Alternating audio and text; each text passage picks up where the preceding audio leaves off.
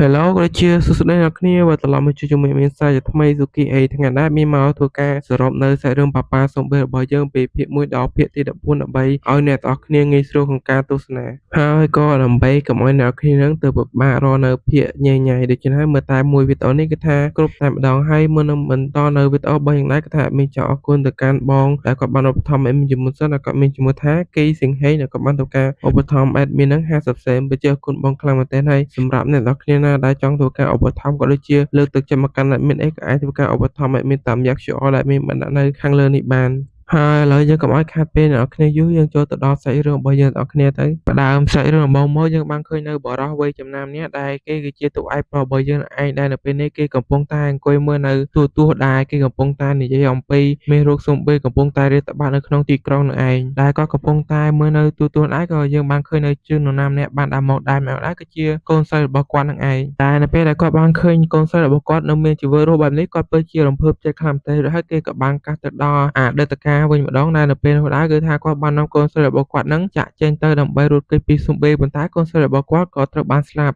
ដែលនៅពេលនោះគាត់ពិតជាពិបាកចិត្តខ្លាំងមែនទែនហើយគាត់ក៏បានសម្រេចចិត្តធ្វើការសម្លាប់ខ្លួនដែរនៅពេលដែលគាត់នឹងសម្លាប់ខ្លួនដែរស្រាប់តែខ្សែដែលគាត់រៀបនឹងចុងកនោះបានដាច់ហើយបានលេចឡើងនៅទេពធីតាមួយចេញមកហើយទេពធីតានោះក៏បានផ្ដល់នៅឱកាសឲ្យគាត់ដើម្បីគាត់នឹងទៅជួយនៅកូនស្រីរបស់គាត់ដែលគាត់មានឱកាស100ដងដើម្បីជួយនៅកូនស្រីរបស់គាត់បន្ទាប់ពីទេពធីតានោះបានលេចខ្លួនចេញហើយផ្ដល់ឱកាសគាត់ហើយនៅពេលនោះគាត់ក៏បានភ្ញាក់មកវិញនៅក្នុងផ្ទះរបស់គាត់ឯងដែលនៅពេលបច្ចុប្បន្នឯងដែរគាត់ភ្ញាក់វិញគាត់ពិតជាភ្ញាក់ផ្អើលខ្លាំងមែនទែនដោយសារតែគាត់នឹងនៅរស់ហើយនៅពេលនោះដែរស្រាប់តែគាត់ក៏លេចមើលខ្លួនឯងនៅក្នុងកញ្ចក់ទៅគាត់ពិតជាឆ្ងល់ខ្លាំងមែនទែនថាតើមានលេខអ្វីនៅលើក្បាលរបស់គាត់ប៉ុន្តែគឺថាគាត់បានខ្វល់អីច្រើនទេគាត់ក៏បានប្រញាប់ទៅគោះទ្វារហៅនៅកូនស្រីរបស់គាត់ដែលកូនស្រីរបស់គាត់នោះដែរមានឈ្មោះថាដាមីហើយនៅពេលនោះដែរនាងក៏បានដើរចេញមកនៅពេលដែរតួឯកប្រុសយើងបានឃើញនៅកូនស្រីរបស់គាត់នៅមានជីវិតគាត់ពិតជាសប្បាយចិត្តខ្លាំងមែនទែនហើយកូនរបស់គាត់នឹងពិតជាឆ្ងល់ខ្លាំងមែនទែនថាគាត់នឹងមានរឿងអីដែលនៅពេលនោះគាត់ក៏មិនចាំយល់ដែរគាត់ក៏បានចាប់ដៃនាងឲ្យនាងរៀបចំខ្លួនឲ្យចេញទៅក្រៅជាមួយគាត់ដែលនៅពេលដែរកូនរបស់គាត់ក៏បានសួរគាត់ដែរថាតើមានរឿងអីកើតឡើងមែនដែលគាត់ក៏បានប្រាប់ទៅកាន់នាងដែរថាមិនសួរច្រើនទេឲ្យដើរតាមគាត់មកហើយនៅពេលដែលដើរតាមផ្លូវនោះនាងក៏បានសួរទៅកាន់ឪពុករបស់នាងផងដែរថាតើពួកគេទៅណាដែរនៅពេលដែរតួឯករបស់យើងក៏បានប្រាប់ទៅកាន់កូនស្រីរបស់គាត់ដែរថាគឺនៅពេលនេះពួកយើងគ្មានពេលទៀតទេឲ្យលឿនទៅដែរគាត់កំពុងតែរវល់និយាយជាមួយនឹងកូនស្រីរបស់គាត់ដែរស្រាប់តែមានស៊ុំប៊ីមួយលេចឡើងហើយហក់ខំគាត់ដែលធ្វើឲ្យគាត់ស្លាប់នៅពេលនោះទៅហើយក៏ធ្វើឲ្យគាត់នឹងភ្ញាក់ឡើងវិញនៅកន្លែងដែលគាត់ភ្ញាក់ឡើងតាំងពីដើមរឿងនឹងឯងនិយាយទៅជីវិតតួឯកប្រុសរបស់យើងប្រៀបដូចជានៅក្នុង Minecraft ចឹងអ្នកគ្នានៅពេលដែលគាត់ស្លាប់ទៅគាត់ spawn មកវិញនៅកន្លែងដែលគាត់ដេកឬក៏កន្លែងដែលគាត់ចាប់ផ្ដើមតាំងពីដើមរឿងឯងដែលនៅពេលនោះគាត់ពិតជាភ្ញាក់ផ្អើលខ្លាំងមែនទែនដែលគាត់បានត្រឡប់មកវិញម្ដងទៀតហើយនៅពេលនោះគាត់ក៏បានក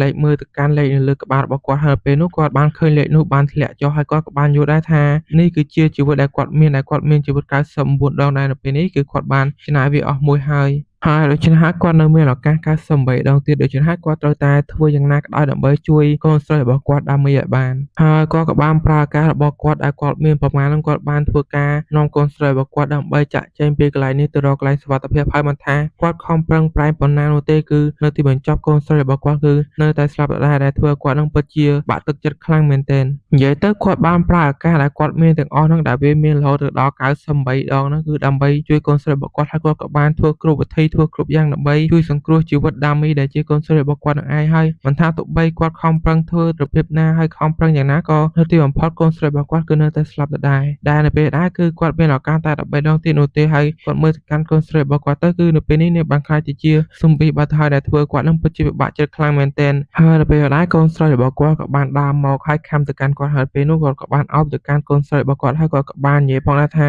ឲ្យប៉ាសុំទោសផងកូនស្រីដែលប៉ាដែរខ្សោយម្នាក់នេះមិនអាចជួយសង្គ្រោះជីវិតកូនស្រីបានហើយគាត់ក៏បានដកនៅកំភ្លើងរបស់គាត់បញ្ចប់ជីវិតគាត់ហើយនឹងកូនស្រីរបស់គាត់នៅពេលនោះទៅរួចហើយគាត់ក៏បានភ្ញាក់ឡើងមកវិញនៅកន្លែងដើមអញ្ចឹងហើយនៅពេលនោះគាត់ពិតជាពិបាកចិត្តខ្លាំងទេហើយគាត់បានក្រោកឡើងហើយទៅរៀបចំខ្លួនដើម្បីចេញទៅម្ដងទៀតហើយនៅពេលនោះដែរដាមីដែលជាកូនស្រីរបស់គាត់នឹងបានឮសំឡេងរំខានហើយពេលនោះនាងក៏បានដើរចេញទៅក្រៅសួរទៅកាន់គាត់ថាគាត់កំពុងតែធ្វើអីកណ្ដាលយប់ហើយនៅពេលនោះដែរយើងក៏បានឃើញនៅតួឯកប្រុសយើងបានរៀបចំខ្លួនឯងហើយនៅពេលនោះដែរនាងមើលទៅកាន់ឪពុករបស់នាងទៅដែលឃើញគាត់នឹងរៀងសែតខ្លាំងមែនទែនហើយនាងក៏បានសួរទៅកាន់ឪពុកនាងផងដែរដែលនៅពេលដែរឪពុករបស់នាងក៏បានទៅធ្វើការអោបនាងហើយគាត់ក៏បាននិយាយទៅកាន់នាងផងដែរថាប៉ាសន្យាណាកូនស្រីទោះបីជាប៉ាបរាជ័យរាប់រយរាប់ពាន់រាប់លានដងយ៉ាងណាក៏ដោយក៏ប៉ានៅតែត្រឡប់មកវិញហើយដើម្បីជួយទៅកាន់ជីវិតរបស់កូនស្រីឲ្យបានឬហើយយើងក៏បានកាត់មកដល់ពេលដែលតួឯកប្រុសរបស់យើងនឹងបានជួយនៅកូនស្រីរបស់គាត់នឹងមកដល់កន្លែងដែលមានសុវត្ថិភាពប៉ុន្តែគឺថាកូនស្រីរបស់គាត់នឹងបានស្លាប់បាត់ទៅហើយឱកាសរបស់គាត់គឺមានតែម្ដងទៀតតែប៉ុណ្ណោះ ដែលនៅកន្លែងនោះដែរមើលទៅវាពិតជាមានសុវត្ថិភាពខ្លាំងមែនទែនដែលគេបានធ្វើជញ្ជាំងបាំងជុំវិញហើយនៅទីនោះក៏មាននៅទាហានជាច្រើនដើម្បីចាំជួយទៅកាន់មនុស្សនៅទីនោះផងដែរហើយនៅពេលដែរទាហានទាំងអស់នោះក៏បានមកជួយទៅកាន់ទូឯកប្រុសរបស់យើងហើយក៏បានបញ្ជូនគាត់ទៅកាន់មន្ទីរពេទ្យផងដែរហើយនៅទីនោះដែរគឺថាស្បូរមនុស្សរស់នៅច្រើនខ្លាំងមែនទែនដោយសារតែវាមានសុវត្ថិភាពហើយវាគឺជាកន្លែងមួយដែលអាចឲ្យមនុស្សរស់នៅបានដោយសុខសុវត្ថិភាពហើយទូឯកប្រុសរបស់យើងគាត់ក៏បានចំណាយពេលរស់នៅទីនោះអស់រយៈពេល40ឆ្នាំផងដែរដើម្បីរៀបចំគម្រោងផែនការទៅជួយជីវិតកូនស្រីរបស់គាត់វិញនឹងឯងគឺគាត់ប្រុងប្រយ័ត្នខ្លាំងមែនទែនដោយសារតែគាត់មានឱកាសតែម្ដងទៀតតែប៉ុណ្ណោះដើម្បីទៅជួយទៅកាន់កូនស្រីរបស់គាត់ហើយនៅពេលដែលគាត់ទៅមើលភ្នូរសរបស់កូនស្រីគាត់ហើយជូនផ្កាឲ្យទៅកាន់នាងហើយគាត់ក៏បានដកកំភ្លើងមកធ្វើការបញ្ចប់ជីវិតខ្លួនឯងហើយគាត់ក៏បានភ្ញាក់ឡើងនៅផ្ទះរបស់គាត់ជាមួយនឹងកូនស្រីរបស់គាត់ដដែលនឹងឯងដែលនៅពេលណាគាត់ក៏បានរៀបចំខ្លួនហើយគាត់ក៏បានមើលទៅកាន់កូនស្រីរបស់គាត់ដែរនាងក៏មើលទៅដូចជារឿងភ័យផងដែរហើយពេលនោះគាត់ក៏បាននឹងឃើញនៅពេលដែលគាត់បានជួយទៅកាន់កូនស្រីរបស់គាត់មកថាគាត់ជួយយ៉ាងណាក៏ដោយគឺនៅទីបំផុតកូនស្រីរបស់គាត់គឺនៅតែស្លាប់ហើយនៅពេលនេះគាត់មានឱកាសតែម្ដងនោះទេគាត់ត្រូវតែធ្វើយ៉ាងណាក៏ដោយដើម្បីជួយជីវិតទៅកាន់កូនស្រីរបស់គាត់ឲ្យបានដែលនៅពេលដែរទូឯកប្រុសយើងគាត់ក៏បានបើកទ្វារដើម្បីចេញទៅក្រៅនៅពេលដែលគាត់បើកចេញទៅក្រៅទៅគាត់ក៏បានឃើញនៅស៊ុំប៊ីជាច្រើនដែលនៅមុខផ្ទះរបស់គាត់ដែលធ្វើគាត់នឹងពិតជាមានការភ្ញាក់ផ្អើលខ្លាំងមែនទែនដែរស៊ុំប៊ីវាពិតជាច្រើនខ្លាំងមែនទែនហើយមើលទៅវាពិតជាកាចសាហាវជាងរាល់ដងទៅទៀតហើយគាត់បានចំណាយពេលអស់40ឆ្នាំដើម្បីរៀបគម្រោងផែនការដើម្បីជួយជីវិតទៅកាន់កូនស្រីរបស់គាត់ប៉ុន្តែគឺថាគាត់អត់បានកត់សម្គាល់នោះទេថានៅពេលដែលគាត់ចំណាយជីវិតអស់មួយដែលធ្វើឲ្យស៊ុំប៊ីវាកាន់តែខ្លាំងជាងរាល់ដងដែរពីជីវិតមួយទៅជីវិតមួយស៊ុំប៊ីវាកាន់តែខ្លាំងទៅដែលនៅពេលដែលស៊ុំប៊ីទាំងអស់នោះវាក៏បានធ្វើការរត់មកស្ទុះឡើងលឿនដើម្បីធ្វើការវាយប្រហារទៅកាន់ទូឯកប្រុសយើងនឹងឯដែរនៅពេលដែរគឺថាទូឯកប្រុសយើងនឹងគាត់គឺនៅតែភ្លឹកគាត់អត់បានខ្វាយខ្វល់ពីស៊ុំប៊ីនៅមុខគាត់នោះទេដែរពេលដែរកូនស្រីរបស់គាត់ក៏បានហៅទៅកាន់គាត់ដែលធ្វើគាត់នឹងបានភ្ញាក់ខ្លួនវិញហើយគាត់ក៏បានធ្វើការរុញកូនស្រីរបស់គាត់នឹងឲ្យចូលទៅក្នុងផ្ទះរួចហើយគាត់ក៏បានធ្វើការបិទទ្វារនោះឲ្យជិតហើយនៅពេលដែរយើងក៏បានឮសំឡេងស្រែកពីខាងក្រៅដែលធ្វើឲ្យកូនស្រីរបស់គាត់នឹងពិតជាបារម្ភពីគាត់ខ្លាំងមែនទែនដែលនៅពេលដែរដាមីនាងក៏បានរត់ប្រងទៅបើកទ្វារដើម្បីជួយទៅកាន់ឪពុករបស់នាងប៉ុន្តែគឺនាងបើកបាននោះទេដោយសារតែទូឯកប្រុសរបស់យើងបានទប់ទ្វារពីខាងក្រៅដើម្បីកុំឲ្យស៊ុំប៊ីនឹងចូលទៅខាំនៅកូនស្រីរបស់គាត់ហើយនៅពេលដែរស៊ុំប៊ីទាំងអស់នោះក៏បានខាំទៅកាន់គាត់ផងដែរដែលធ្វើឲ្យទូឯកប្រុសវានឹងគាត់ពិតជាឈឺចាប់ខ្លាំងមែនទែនចំណែកឯដាមីនៅខាងក្នុងវិញពិតជាបារម្ភទៅកាន់ឪពុកនាងខ្លាំងមែនទែនដែលនាងក៏បានឲ្យគាត់នឹងបើកទ្វារទៅប៉ុន្តែគឺគាត់អត់បើកនោះទេហើយនៅពេលនោះទូឯកប្រុសវានឹងគាត់បានប្រើនៅឆន្ទៈដែលគាត់បានឆ្លងកាត់អស់រយៈពេល94ដងនោះដើម្បីប្រឆាំងជាមួយនឹងសេចក្តីស្លាប់ហើយគាត់ក៏បាននឹកឃើញទៅដល់កូនស្រីរបស់គាត់ផងដែរដែលគាត់បានមើលថែនាងតាំងពីក្មេងរហូតមកដល់ធំប៉ុណ្ណេះដូច្នេះគាត់ត្រូវតែជួយជីវិតនាងឲ្យបានហើយនៅពេលនោះគាត់ក៏បាននិយាយប្រាប់ទៅកាន់កូនស្រីរបស់គាត់ពីខាងក្រៅទៅផងដែរថាកុំយំអីកូនស្រីឪពុកហើយនៅពេលនោះគាត់ក៏បានបាត់បង់ស្មារតីទៅហើយគាត់ក៏បានគិតផងដែរថាតើនៅពេលនេះគាត់ស្លាប់ហើយតើមែនទេតើគាត់ស្លាប់ជារឿងរហូតហើយតើមែនទេហើយនៅពេលនោះគាត់ក៏បាននឹកឃើញទៅដល់កូនស្រីរបស់គាត់ហើយគាត់ក៏បាននិយាយដែរថាអត់ទេទោះបីជាគាត់ត្រូវស្លាប់រាប់រយរាប់ពាន់ដងយ៉ាងណាក៏ដោយគឺគាត់មិនខ្លាចនឹងសេចក្តីស្លាប់នោះទេប៉ុន្តែនៅពេលនេះកូនស្រីរបស់គាត់នៅមានជីវិតរស់ដូច្នេះគាត់មិនអាចស្លាប់ចោលទៅកាន់កូនស្រីរបស់គាត់បានទេហើយនៅពេលនោះគាត់ក៏បានធ្វើការព្យាយាមរើខ្លួនយ៉ាងខ្លាំងពីស៊ុំប៊ីទាំងអស់នោះដែលធ្វើឲ្យស៊ុំប៊ីដែលខាំគាត់ទាំងអស់នោះខ្ទាតចេញពីខ្លួនរបស់គាត់ទៅហើយនៅពេលដែលស៊ុំប៊ីនោះបានខ្ទាតចេញអស់គាត់ក៏បានធ្វើការស្ទុះទៅយ៉ាងលឿនដើម្បីធ្វើការសម្លាប់នៅស៊ុំប៊ីទាំងអស់នោះហើយយើងមើលទៅនៅពេលនេះទូឯកប្រុសយើងពិតជាខ្លាំងមែនទែនទាំងល្បឿនទាំងកម្លាំងគឺថាខ្លាំងយកតែមែនទែនហើយនៅពេលណាក៏មាននៅស៊ុំប៊ីមួយមកខាំនៅស្មារបស់គាត់ហើយគាត់ក៏មិនអោយចោលគាត់ក៏បានខាំនៅស្មារបស់ស៊ុំប៊ីនោះវិញដែលធ្វើឲ្យស៊ុំប៊ីនោះវាក៏ចេះស្រែកឈើផងដែរនិយាយទៅស៊ុំប៊ីទាំងអស់នោះវាធ្លាប់តែខាំគេដែលឥឡូវនេះត្រូវបានគេខាំវិញវាប្រហែលជាយកអារម្មណ៍ដែលវាខាំគេមិនទៅហើយនៅពេលនោះទូឯកប្រុសយើងគាត់ក៏បានចាប់កាន់ទៅកាន់ក្បាលស៊ុំប៊ីមួយទៀតហើយទៅការវាយប្រហារនៅស៊ុំប៊ីជំនួសហើយគាត់ក៏បានធ្វើការហក់យ៉ាងខ្ពស់ធ្វើការទៅវាយនៅស៊ុំប៊ីមួយទៀតដែលធ្វើឲ្យវាផុងចូលទៅក្នុងដីហើយស៊ុំប៊ីទាំងអស់នោះវាក៏បានមើលទៅកាន់ទូឯកប្រុសយើងផងដែរដែលទូឯកប្រុសរបស់យើងនៅពេលនេះគឺមើលទៅពិតជាអំណាចហើយកាចខ្លាំងមែនទែនដែលធ្វើឲ្យស៊ុំប៊ីទាំងអស់នោះបានឃើញនៅទូឯកប្រុសរបស់យើងហើយដែលធ្វើឲ្យវានឹងស្រែកភ័យខ្លាំងមែនទែន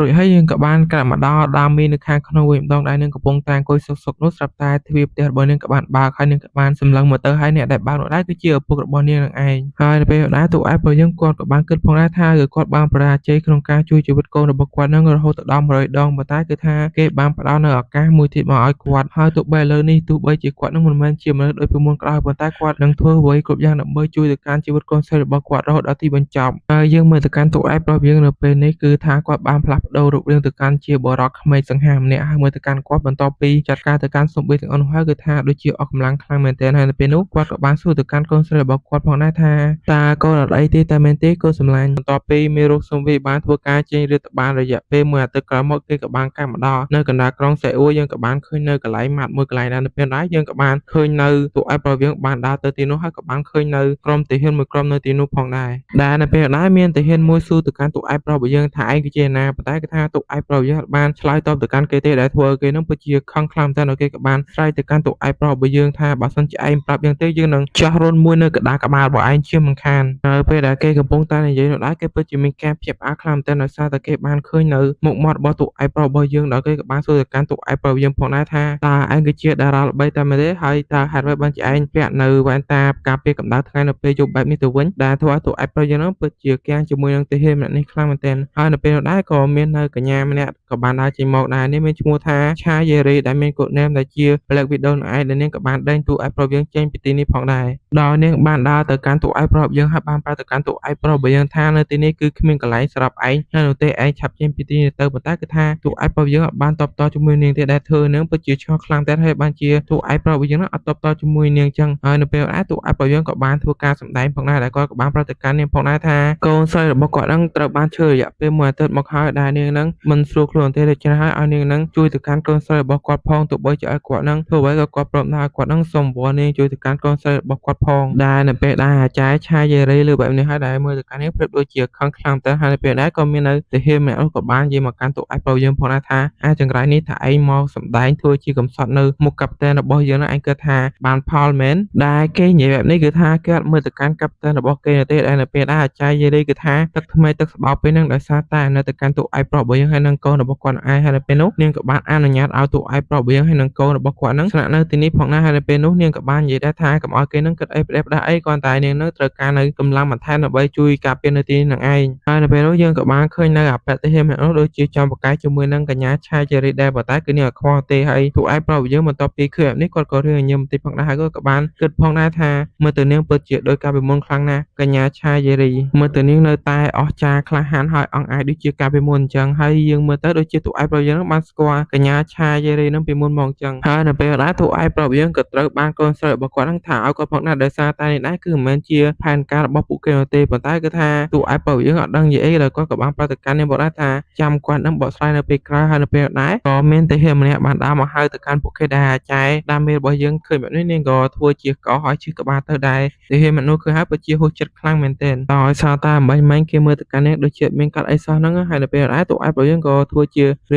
ងមកត្រទៅកាន់កូនស្រីរបស់គាត់ផងដែរហើយគាត់ក៏បានគិតផងដែរថាមើលទៅកាន់សុខភាពផ្លូវចិត្តរបស់ដាមេដូចជាមិនស្រួលសោះបើសិនជានាងនៅតែបែបនេះទៀតប្រកាសជាគ្រោះថ្នាក់ជាមិនខានហើយនាងបែបនេះដោយសារតែរឿងដែលបានកើតឡើងតាំងពីមួយអាទិត្យមុននឹងឯងហើយទូអែបរបស់យើងគាត់ក៏បានគិតផងដែរថាគាត់នៅពេលនេះមិនដឹងថាជាមនុស្សទៀតដែរឬអត់ទេបន្ទាប់ពីគាត់ត្រូវបានសំបីខំគាត់បានផ្លាស់ប្ដូរនៅរូបរាងកាយហើយមានកម្លាំងខ្លាំងជាងមនុស្សធម្មតាប៉ុន្តែទោះបីជាយ៉ាងណាក៏ដោយគាត់នឹងត្រូវតែការពារទៅកាន់ដាមីបានរហូតដល់ទីបញ្ចប់ហើយនៅពេលនោះទូអែបរបស់យើងក៏បានមើលពីមើលនៅជុំវិញនោះផងដែរហើយគាត់ក៏បានគិតផងដែរថានៅកន្លែងនេះមាននៅទាហានជាច្រើនបានការពារមើលទៅវាប្រកាសជាកន្លែងដែលមានសុវត្ថិភាពសម្រាប់ដាមីនៅទីនេះជាមិនខានហើយគាត់ក៏បានមើលទៅអាគារជំនួសផងដែរហើយគាត់ពិតជាឆ្ងល់ខ្លាំងណាស់ហេតុអ្វីបានជាអាគារនោះវាដួលរលំចឹងដោយសារតែតាមពីមុនវាមិនមែនដួលរលំចឹងនោះទេហើយនៅពេលនោះក៏មាននៅទាហានម្នាក់ក៏បានសួរមកកាន់ទូអែបរបស់យើងផងដែរថាមើលទៅឯងនិយាយអីចម្លែកចឹងតែឯងមកពីអនាគតមែនហើយគេក៏បានប្រាប់ដែរថាមូលហេតុដោយសារតែអាគារនេះដួលនោះគឺដោយសារតែប្រហែលថ្ងៃមុនហ្នឹងគឺមាននៅវងស៊ុំប៊ីជាច្រើននៅក្នុងអាគារនោះបានធ្វើកា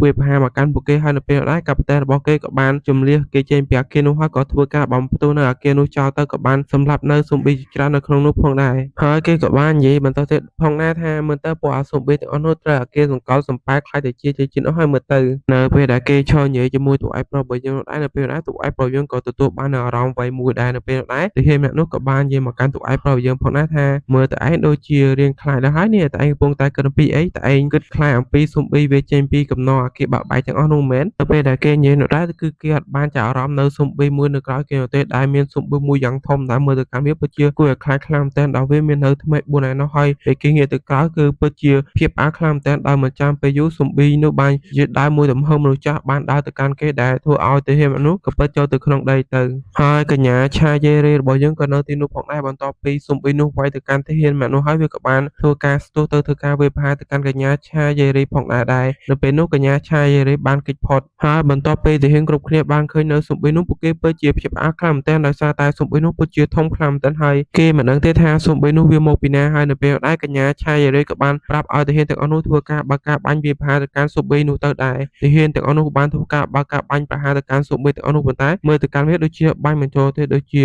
បាញ់ទៅកាន់ដែកថែបអីអញ្ចឹងគឺថាស្បែកវាពិតជាតានខ្លាំងមែនទែនដែលក៏កំភ្លើងធម្មតាអាចបាញ់ធ្វើអីវាបាននោះទេហើយនៅពេលដែរអាស៊ុំប៊ីកាម៉ាប់អ្នកនោះវាពិតជាខឹងខ្លាំងមែនទែនឲ្យវាបានស្រែកយ៉ាងខ្លាំងហើយវាក៏បានធ្វើការស្ទុះទៅបើកការវាយប្រហារទៅកាន់ទាហានទាំងអស់នោះដែលវាបានវាយទៅកាន់ទាហានទាំងអស់នោះដែលធ្វើឲ្យទាហានទាំងអស់នោះបានអ្នកខ្លះបានស្លាប់អស់ទៅហើយនៅពេលដែរក៏មាននៅទាហានម្នាក់ផងដែរដែលគេនៅមានជីវិតរស់ដែរនៅពេលដែរស៊ុំប៊ីកាម៉ាប់នោះវាបានយកដៃរបស់វាប្រនឹងដំបញ្ចប់ទៅកាន់ទាហានម្នាក់នោះហើយក៏មានកតាមួយហោះមកកាន់មុខរបស់វាហើយនៅពេលដែរកញ្ញាឆាយេរីរបស់យើងក៏បានធ្វើការស្ទុះមកជួយទៅកាន់ទាហានម្នាក់នោះបានសម្រេចហើយនៅពេលដែរអាកញ្ញាឆាយេរីរបស់យើងក៏បានគិតផងដែរថាស៊ុំប៊ីនេះគឺវាខុសពីស៊ុំប៊ីតាំងពី3ថ្ងៃមុនគឺស៊ុំប៊ីនេះវាមិនមែនជាស៊ុំប៊ីធម្មតាទេហើយនាងក៏បានធ្វើការងាកទៅមើលនៅក្នុងម៉ាតហើយនាងក៏បានប្រាប់ឲ្យគ្រប់គ្នានឹងធ្វើការរត់ចូលទៅក្នុងម៉ាតផងដែរនៅពេលដែលរត់ដែរតួឯករបស់យើងប្រុងនិយាយជាមួយនឹងកញ្ញាឆាយេរីប៉ុន្តែនាងមិនអោយតួឯករបស់យើងនិយាយទេឲ្យគេនឹងរត់ឲ្យលឿនទៅហើយនៅពេលដែលរត់ដែរតួឯករបស់យើងមើលទៅកាន់កូនស្រីរបស់គាត់នាងដូចជាហត់ហើយអស់កម្លាំងខ្លាំងមែនទែនដល់ពេលឃើញកូនស្រីរបស់គាត់បែបនេះធ្វើឲ្យតួឯករបស់យើងនឹងពិតជាខឹងខ្លាំងមែនទែនគាត់ក៏បានធ្វើការឈប់ហើយធ្វើការស្ទុះទៅវាយប្រហារជាមួយនឹងអាស៊ុំប៊ីកាម៉ាប់នោះទៅនៅពេលដែលតួឯករបស់យើងស្ទុះទៅបើការវាយប្រហារជាមួយនឹងអាស៊ុំប៊ីកាម៉ាប់នោះដែរអាចារ្យឆាយេរីគឺនាងបានដឹងទេដែលនាងកំពុងតែគិតថានាងបានធ្វើការរៀបចំនៅកន្លែងនេះដោយដាក់នៅរបាំងការពារបើសិនជាស៊ុំប៊ីនោះមកធ្វើការវាយប្រហារក៏វាមិនងាយស្រួលក្នុងការវាយប្រហារបែកនោះដែរហើយនាងក៏បានគិតផងដែរថានាងត្រូវតែរកនៅចំណុចខ្សោយរបស់វាបាននៅអំឡុងពេលនេះនៅពេលដែលនាងរត់ទៅដល់ក្នុងម៉ាត់នាងក៏បានឃើញមនុស្សជាច្រើននៅក្នុងនោះហើយនាងពិតជាឆ្ងល់ខ្លាំងមែនទែនហើយបានជាមនុស្សទាំងអស់នោះចុះមកជាន់ទី1អញ្ចឹងដោយនាងស្មានថាប្រជាជនទាំងអស់នោះបានធ្វើការចម្លៀសខ្លួនចេញហើយប៉ុន្តែគឺថានៅតែអត់ទាន់បានចម្លៀសខ្លួនចេញនៅឡើយទេដោយឃើញបែបនេះគឺថានាងមិនអាចឲ្យស៊ុំប៊ីនោះមកទីនេះបានទេដោយនាងបានឈប់ហើយនឹងត្រៀមទប់ទល់ជាមួយនឹងស៊ុំប៊ីនោះនៅពេលដែលអាចារ្យឆាយេរីបានឈប់ហើយងាកទៅឃើញដាមេតែម្នាក់ឯងនាងពិតជាឆ្ងល់ខ្លាំងមែនទែនដោយនាងក៏បានសួរទៅកាន់ដាមេថាតើឯណាឪពុករបស់នាងតើឪពុករបស់នាងបានរត់ចោលនាងហើយបោះបង់នាងចោលហើយមិនមែនដែលនៅពេលនោះដែរកញ្ញាដាមេក៏បានចង្អុលឲ្យកញ្ញាឆាយេរីនឹងងាកទៅមើលកន្លែងនោះដែរនៅពេលដែលនាងងាកទៅនាងបានឃើញតួឯកប្រុសរបស់យើងនឹងកំពុងតែវាយប្រហារទៅកាន់អាស៊ុំប៊ីកាម៉ាប់អ្នកនោះឯងដែលគាត់បានវាយទៅកាន់អាស៊ុំប៊ីនោះខ្លាំងមែនទែនដែលធ្វើឲ្យមុខរបស់វានឹងខ្ទេចអស់ហ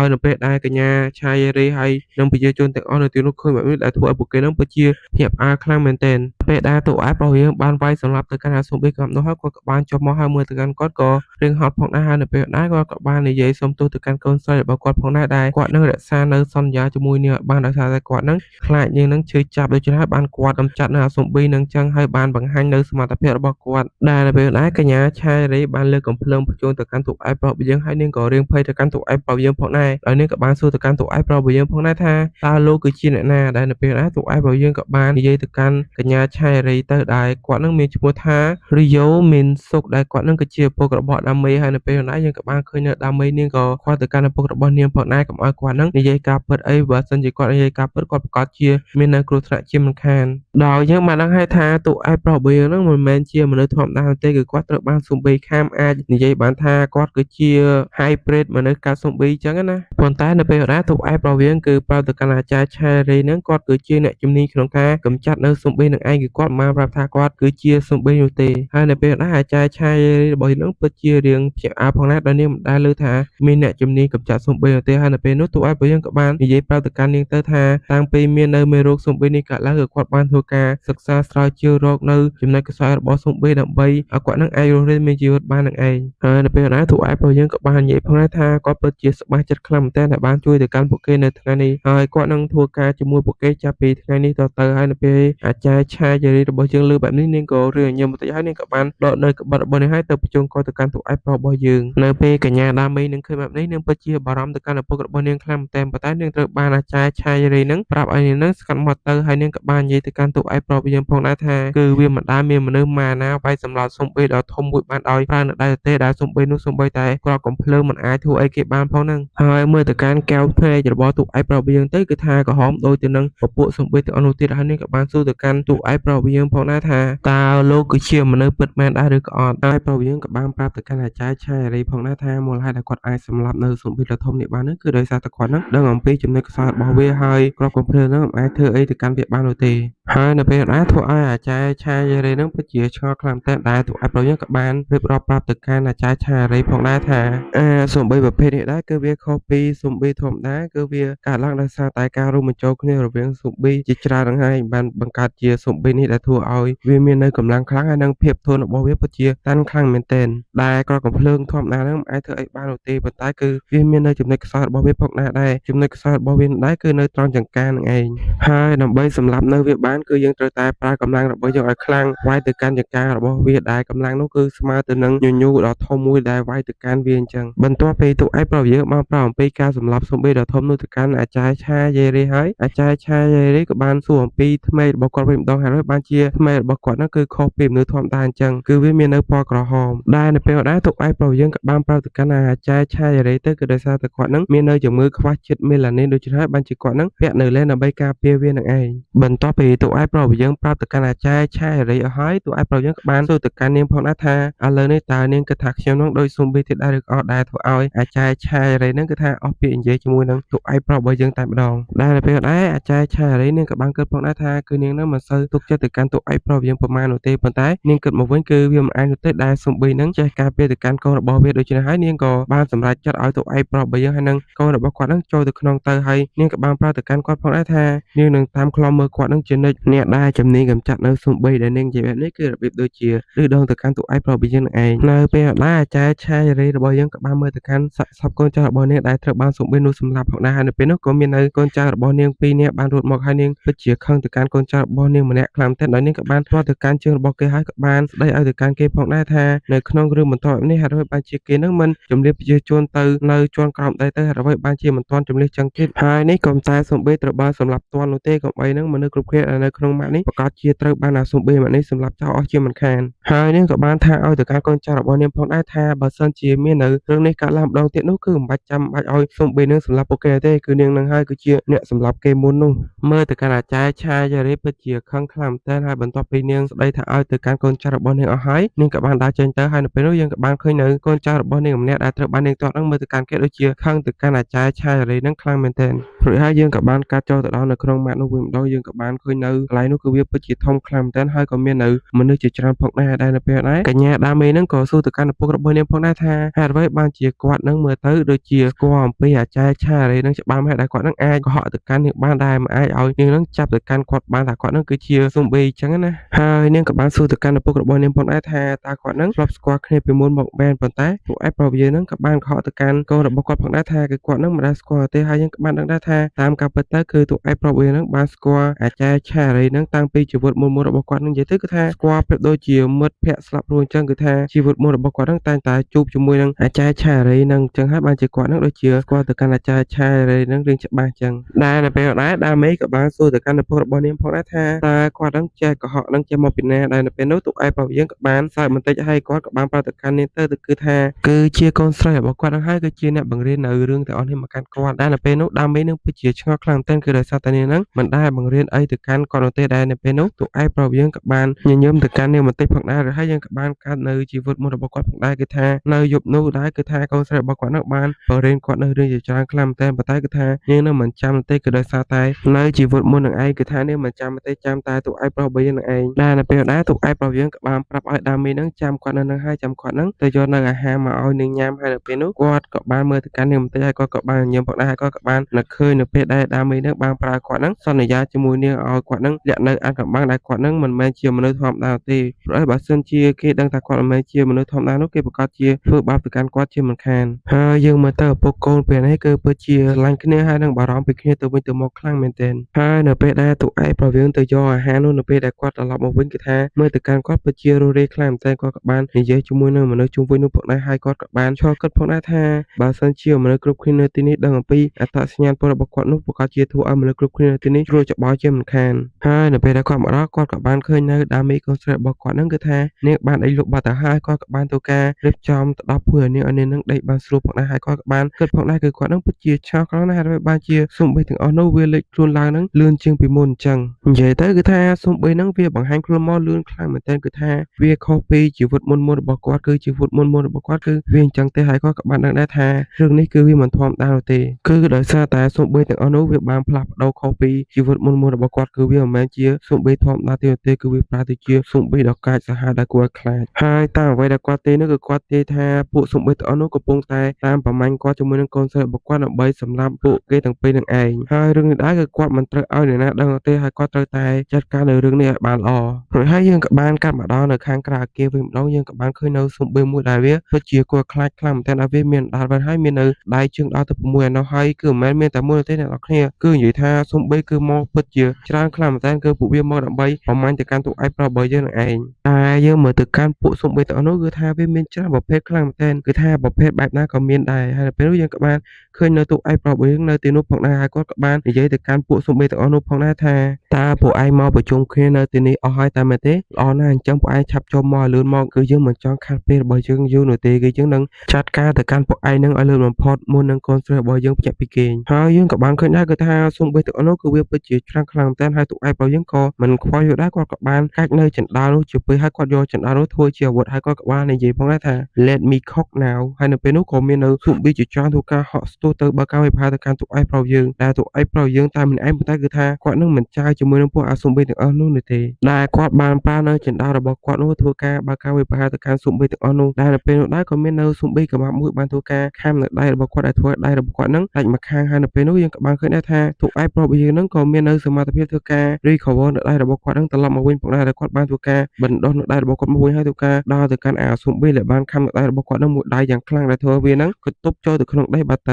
ហើយនៅពេលនោះយើងក៏បានឃើញនៅស៊ុំបី4ក្បាលដែលវាបានចេញមកដែរមើលទៅកាន់ខ្លួនវាគឺមាននៅខ្លួនវែងហើយដៃច្រើនខ្លាំងមែនទែនដែលវាប្រៀបទៅនឹងបិសាចក្អែបចឹងដែលវាបានធ្វើការព្រោះពឹសមកកាន់ទូឯកប្រុសយើងប៉ុន្តែនៅពេលនោះគឺថាទូឯកប្រុសយើងគាត់ធ្វើការស្ទុះហក់ឡើងលើឡើងខ្ពស់តែម្ដងហើយគាត់ធ្វើការប្រើនៅចណ្ដាលរបស់គាត់ដែលជាអាវុធនោះធ្វើការពុះមកក្រោមដែលធ្វើឲ្យបិសាចដែលមានរឿងដូចជាក្អែបនោះវាដាច់ជាកង់ទៅហើយមិនចាំពេលយូរគាត់ក៏បានធ្វើការដកនៅព្រោះថាដែលនៅពីក្រោយចង្កេះរបស់គាត់នឹងធ្វើការកាន់ទៅកាន់ស៊ុំបីទាំងអស់នោះដែលធ្វើឲ្យពួកវាដាច់ជាកង់តែម្ដងហើយបើសិនគ្នាយើងណាត្រូវការសាច់ដើម្បីធ្វើប្រហុកផ្អកអីគឺថាអាចទៅយកសាច់នៅស៊ុំបីទាំងអស់នោះមកធ្វើបានហើយនៅពេលនោះយើងក៏បានឃើញនៅស៊ុំបីរឿងសង្ហាដែលយើងបានឃើញមុនដំបូងគេនឹងឯងដែលវាមានអណ្ដាតໄວហើយដៃច្រើនឯងដែលនៅពេលនោះវាប្រងនឹងបើកការវិភាគទៅកាន់ទូឯកប្រុសរបស់យើងប៉ុន្តែទូឯកប្រុសយើងមិនចាំពេលយូរគាត់ក៏បានធ្វើការហក់ស្ទុះទៅជាន់មុខរបស់វាហើយគាត់ធ្វើការប្រើនៅព្រោះថារបស់គាត់នឹងកាត់ផ្ដាច់ទៅកាន់ក្បាលរបស់វាផងដែរហើយបន្ទាប់ពីទូឯកប្រុសយើងធ្វើការសម្លាប់ទៅកាន់ស៊ុំបីទាំងអស់នោះហើយយើងក៏បានកាត់មកដល់ពេលព្រឹកវិញម្ដងដែរពេលនោះយើងក៏បានឃើញនៅដាមីនាងក៏បានភ្ញាក់ពីគេងផងដែរបន្ទាប់ពីនាងភ្ញាក់ពីគេងនាងក៏បានឃើញនៅ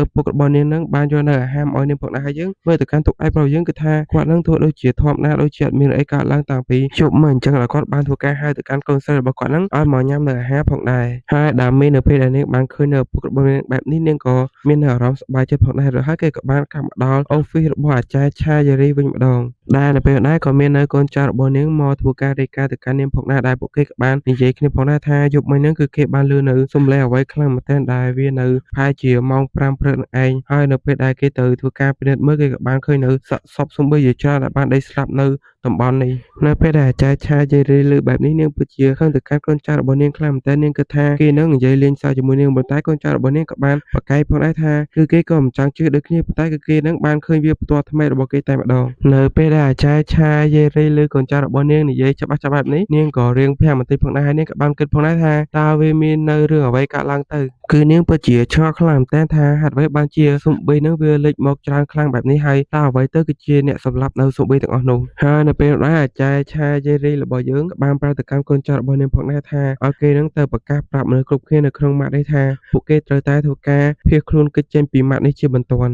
ផ្ដើមនៅសាច់រឿងរបស់យើងដំបូងមកយើងក៏បានឃើញនៅបរិមម្នាក់គេក៏បានសម្លឹងមើលពីក្នុងម៉ាកហ្នឹងទៅខាងក្រៅផងដែរដែលមើលនៅខាងក្រៅពេលនេះគឺថាស្ងាត់តែម្ដងគឺអត់មាននៅស៊ុំបីទេរួចហើយគេក៏បានប្រាប់អ្នកគ្រប់គ្នានៅក្នុងម៉ាកនោះផងដែរថានៅខាងក្រៅគឺអត់មាននៅស៊ុំបីទេដែលធ្វើឲ្យមនុស្សគ្រប់គ្នានៅក្នុងម៉ាកនោះគឺពិតជាសប្បាយចិត្តខ្លាំងមែនទែនគេគិតថាស៊ុំបីបានទៅបាត់អស់ហើយដូច្នេះគឺពួកគេមាននៅសុវត្ថិភាពគ្រប់គ្នាអស់ហើយនៅពេលដែលដាមីនាងក៏បានសួរទៅកាន់ឪពុករបស់នាងផងដែរថាតើស៊ុំបីពិតជាទៅបាត់អស់មែនតែមែនទេដែលនៅពេលនោះដែរទូឯកប្រុសរបស់យើងនឹងក៏បានពាក់មួកឲ្យទៅកាន់នាងហើយក៏បានប្រាប់ទៅកាន់នាងផងដែរថាឲ្យនាងនឹងស្ដាប់គាត់ឲ្យបានច្បាស់បន្តិចទៀតនេះទោះបីជាមានអ្វីក៏ដោយក៏នាងមិនត្រូវដោះនៅមួកនេះចេញដែរនៅពេលដែរដាមីនាងក៏ឆ្ងល់ទៅកាន់ឪពុករបស់នាងដែរដែលនាងដឹងថាគាត់នឹងនិយាយចង់មានន័យបែបម៉េចនោះទេដែលនៅពេលដែរយើងក៏ឃើញអាចារ្យឆាយេរីនឹងបានដើរ មកផងដែរដែលនាងក៏បានយកនៅមេក្រុមមួយឲ្យប្រកាសបាតកម្មមនុស្សគ្រប់គ្នានៅទីនោះឲ្យបានដឹងថានៅព្រឹកនេះដែរគឺនាងមិនដឹងទេថាមានអ្វីកើតឡើងប៉ុន្តែអ្វីដែលនាងដឹងនោះគឺថាសំបីនៅជុំវិញនេះបានបាត់អស់ហើយដែលធ្វើឲ្យមនុស្សគ្រប់គ្នានៅទីនោះបានលើកបែបនេះគឺពួកគេពិតជាសប្បាយចិត្តខ្លាំងមែនទែនប៉ុន្តែគឺថាអាចារ្យឆាយេរីនឹងមិនទាន់និយាយអត់ទេដែលនាងបាននិយាយបន្តទៀតដែរថាប៉ុន្តែទោះបីជាយ៉ាងណាក៏ដោយពួកយើងត្រូវតែចាក់ចែងពីកន្លែងនេះឥឡូវនេះហើយពេលដែលមនុស្សគ្រប់គ្នាបានលើកបែបនេះគេក៏បាននិយាយដែរថាតើមិននេះគេស្ដាប់ឲ្យច្រឡំទេតែមែនទេតើពួកយើងត្រូវតែចាក់ចែងពីទីនេះតែមែនទេដែលនៅពេលដែរអាចារ្យឆាយេរីក៏បាននិយាយបន្តទៀតដែរថាគឺកាលពី3ថ្ងៃមុនហ្នឹងគឺនាងបានទទួលនៅទំនាក់ទំនងហើយបាននិយាយគ្នាជាមួយនឹងអ្នកដែលនៅម្ខាងទៀតផងដែរដែលគេគឺជាកងពលតូចលេខ2នឹងឯងដែលនៅទីនោះគឺវាមាននៅអាវុធជាច្រើនហើយនឹងមានទាហានគ្រប់គ្រាន់ដើម្បីការពារទៅកាន់ប្រជាជនទាំងអស់ដូច្នេះហើយពួកយើងត្រូវតែផ្លាស់ទៅកន្លែងនោះដើម្បីសុវត្ថិភាពអ្នកទាំងអស់គ្នាដែលនៅពេលដែរក៏ធ្វើឲ្យមនុស្សគ្រប់គ្នាទីនោះគឺពិតជាខឹងហើយក៏ដូចជាមិនពេញចិត្តទៅកាន់នាងខ្លាំងមែនទែនដែលពួកគេក៏បាននិយាយឲ្យទៅកាន់នាងផងដែរថាតើនាងប្រងចាក់ចេញពីបន្ទាយនេះដោយគ្រាន់តែទទួលបាននៅទំនាក់ទំនងតែមួយតែមែនទេទាំងដែលមិនដឹងថាវានឹងពិតមិនពិតផងដែលនៅពេលដែរអាចារ្យឆាយេរីក៏បានប្រាប់ទៅកាន់ប្រជាជនទាំងអស់គ្នានោះផងដែរថាមិនឲ្យគេនឹងបារម្ភនោះទេដោយសារតែនាងបានស្គាល់នៅបរិមម្នាក់ដែលគេមានឈ្មោះថាពលូហុកហើយនាងពិតជាជឿជាក់ទៅកាន់គេខ្លាំងមែនទែនដែលនៅពេលដែរទោះបីជាប្រជាជនទាំងអស់នោះលើកបែបនេះក៏ដោយក៏ពួកគេនឹងមិនពេញចិត្តហើយគេក៏មិនចង់រើចេញពីកន្លែងនេះផងដែរដែលនៅពេលនោះក៏មាននៅការឆ្លោះគ្នាតោះតែងជាមួយនឹងអាចារ្យឆាយេរីរបស់យើងផងដែរដែលអាចារ្យឆាយេរីរបស់យើងនឹងក៏ព្យាយាមប្រាប់ទៅកាន់ពួកគេផងដែរថាមិនយូរនោះទេសូម្បីវាប្រកាសជាត្រឡប់មកវិញជាមិនខានប៉ុន្តែគឺថាប្រជាជនទាំងអស់នោះគឺថាមិនជឿទៅកាន់អាចារ្យឆាយេរីរបស់យើងនោះទេដែលនៅពេលដែរក៏មាននៅបរិមម្នាក់ដែលគេក៏បាននិយាយដែរថាមើលទៅនៅទីបំផុតតើមានរឿងអ្វីកើតឡើងនេះគឺជាការបង្ខិតបង្ខំឬក៏ជាការគេសង្កត់មកកាន់ប្រជាជនហើយនេះបើសិនជាអ្នកដឹកនាំជាមនុស្សប្រុសវិញប្រហែលជាល្អជាងនេះមើលទៅនៅពេលដែលអាចារ្យឆាយេរីលើបែបនេះនឹងពិតជាខឹងខ្លាំងមែនទែនហើយកន្លែងនេះគឺពិតជាមើលចិត្តជាមួយនឹងប្រជាជនទាំងអស់នោះខ្លាំងមែនទែនគឺថាមិនស្ដាប់ទៅកាន់អ្នកដែលបានការពារទៅកាន់ពួកគេទេគឺព្យាយាមនាំគ្នាប្រកែកតវ៉ាជ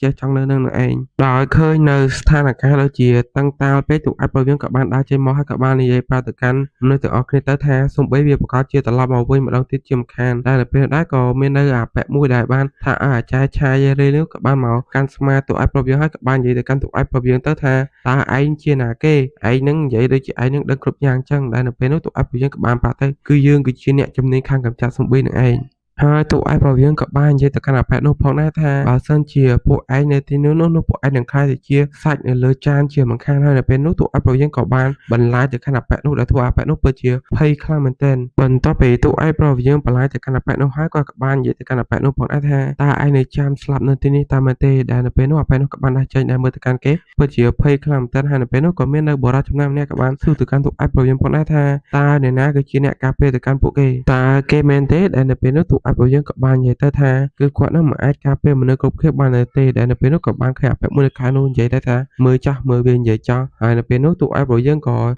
សួរទៅកាន់អ្នកទាំងអស់គ្នានៅទីនោះផងដែរដោយគាត់បានសួរទៅកាន់អ្នកគ្រប់គ្នានៅទីនោះថាបើសិនជាគេមិនទៅតាមទាហាននោះទេតើគេគិតថាពួកគេនឹងអាចនៅរស់បានបន្ទាប់ពីអត់មាននៅទាហានការពារតាមមែនទេបន្ទាប់ពីពួកគេលើទូឯងប្រយើងសួរបែបនេះហើយពួកគេក៏បាននាំគ្នាគិតបន្តិចហើយនៅពេលដែរក៏មាននៅបរិមអ្នកគេបាននិយាយថាឥឡូវខ្ញុំគិតថាកាប់តែនឆាហ្នឹងគឺគាត់និយាយត្រូវហើយគឺថាពួកយើងនឹងមិនអាចរស់ដោយគ្មាននៅទាហានការពារនោះទេពួកយើងរស់បានយកមកដល់នៅថ្ងៃនេះគឺដោយសារតែពួកគេជាអ្នកការពារពួកយើងឯងហើយនៅពេលនោះប្រជាជនគ្រប់គ្នាក៏នាំគ្នាធ្វើតាមទៅកាន់សម្ដីរបស់កាប់តែនឆាយេរីរបស់យើងនឹងដែរបន្ទាប់ពីឃើញបែបនេះអាចារ្យឆាយេរីរបស់យើងនឹងពិតជាភ្ញាក់ផ្អើលខ្លាំងតែហើយនឹងពិតជាឆ្ងល់ខ្លាំងតែថាតើតុឯប្រុសរបស់យើងនឹងគឺជាអ្នកណាឲ្យប្រកាសហើយបានជាគាត់នឹងអាចបញ្ចុះបញ្ចូលឲ្យប្រជាជនទាំងអស់នឹងស្ដាប់ទៅតាមពួកគេអញ្ចឹងហើយបន្ទាប់ពីមនុស្សគ្រប់គ្នានាំគ្នាយកព្រមធ្វើតាមអាចារ្យឆាយេរីហើយនាងក៏បានចាំយកដែរដែលនាងបានប្រកាសឲ្យគ្រប់គ្នានឹងរៀបចំខ្លួនចាក់ចែងនៅពេលនេះតែម្ដងហើយនាងក៏បានសន្យាផងដែរថានាងនឹងការពារមនុស្សគ្រប់គ្នាឲ្យនៅរស់រានមានជីវិតចាក់ចែងពីទីនេះជាមិនខានរួចហើយយើងក៏បានកាត់មកដល់ពេលដែលពួកគេបានរៀបចំចាក់ចែងពីម្ដងហើយយើងក៏បានឃើញនៅមានឡានក្រុង2ហើយមាននៅឡានទាហាននៅការពារទាំងមុខក្រោយផងដែរហើយអ្នកដែលនៅមុខនោះគឺជាអាចារ្យឆាយេរីរបស់យើងនឹងឯងនៅពេលដែលជិះតាមផ្លូវឯក៏មាននៅទាហានមួយដែលគេបាននិយាយជាមួយនឹងអាចារ្យឆាយេរីរបស់យើងផងដែរដែលគេនឹងពិតជាមានអារម្មណ៍ចម្លែកខ្លាំងមែនទែននៅពេលដែលគេបានជិះឆ្លងកាត់នៅទន្លេនេះម្ដងទៀតដែលទន្លេដែលគេកំពុងតែជិះឆ្លងកាត់នេះដែរគឺមានឈ្មោះថាទន្លេហានដែលនៅពេលនោះអាចារ្យឆាយេរីនឹងក៏បានប្រាប់ឲ្យគេនឹងប្រុងប្រយ័ត្នផងដែរនៅពេលដែលគេកំពុងតែធ្វើដំណើរតាមផ្លូវដែរក៏មាននៅស៊ុំប៊ីជាច្រើនដែលវាបានបង្ហាញខ្លួនមកដែរឃើញបែបនេះអាចារ្យឆាយេរីរបស់យើងនឹងក៏បានបញ្ជា ទៅកាន់ទាហានគ្រប់គ្នាទៅថានៅពេលនេះមាននៅសំបីបានវេផាមកកាន់ពួកគេហើយដោយនាងបានប្រាប់ឲ្យអ្នកដែលដឹកនៅប្រជាជននឹងបត់ទៅខាងស្ដាំទៅហើយនាងនឹងបើឆោតពួកសំបីទាំងអស់នោះទៅខាងឆ្វេងដែលនៅពេលណាអាចារ្យឆាជេរីហើយនឹងកូនចៅរបស់នាងបានធ្វើការបិឆោតទៅកាន់សំបីទាំងអស់នោះផងដែរដែលនាងបានធ្វើការបោះនៅកំប៉ុងឬក៏ធុងសម្រាប់ដែលធ្វើឲ្យសំបីទាំងអស់នោះដែលមកតាមពួកនាងដែលសំបីទាំងអស់នោះគឺវាពិតជាច្រើនខ្លាំងមែនទែនហើយនៅពេលនោះអាចារ្យឆាយេរីរបស់យើងក៏បានពន្យាទៅកាន់កូនចៅរបស់នាងនោះឲ្យបើកឡានឲ្យលឿនផងដែរព្រោះអីសំបីវាពិតជាច្រើនខ្លាំងមែនទែនបើសិនជាសំបីទាំងអស់នោះចាប់ពួកគេបានគឺប្រកាសជាចាប់ជាមិនខាននោះទេនៅពេលដែលឃើញនៅសំបីដេញគេច្រើនបែបនេះអាចារ្យឆាយេរីរបស់យើងបានពន្យាឲ្យកូនចៅរបស់នាងបើកទៅលើស្ពានផងដែរ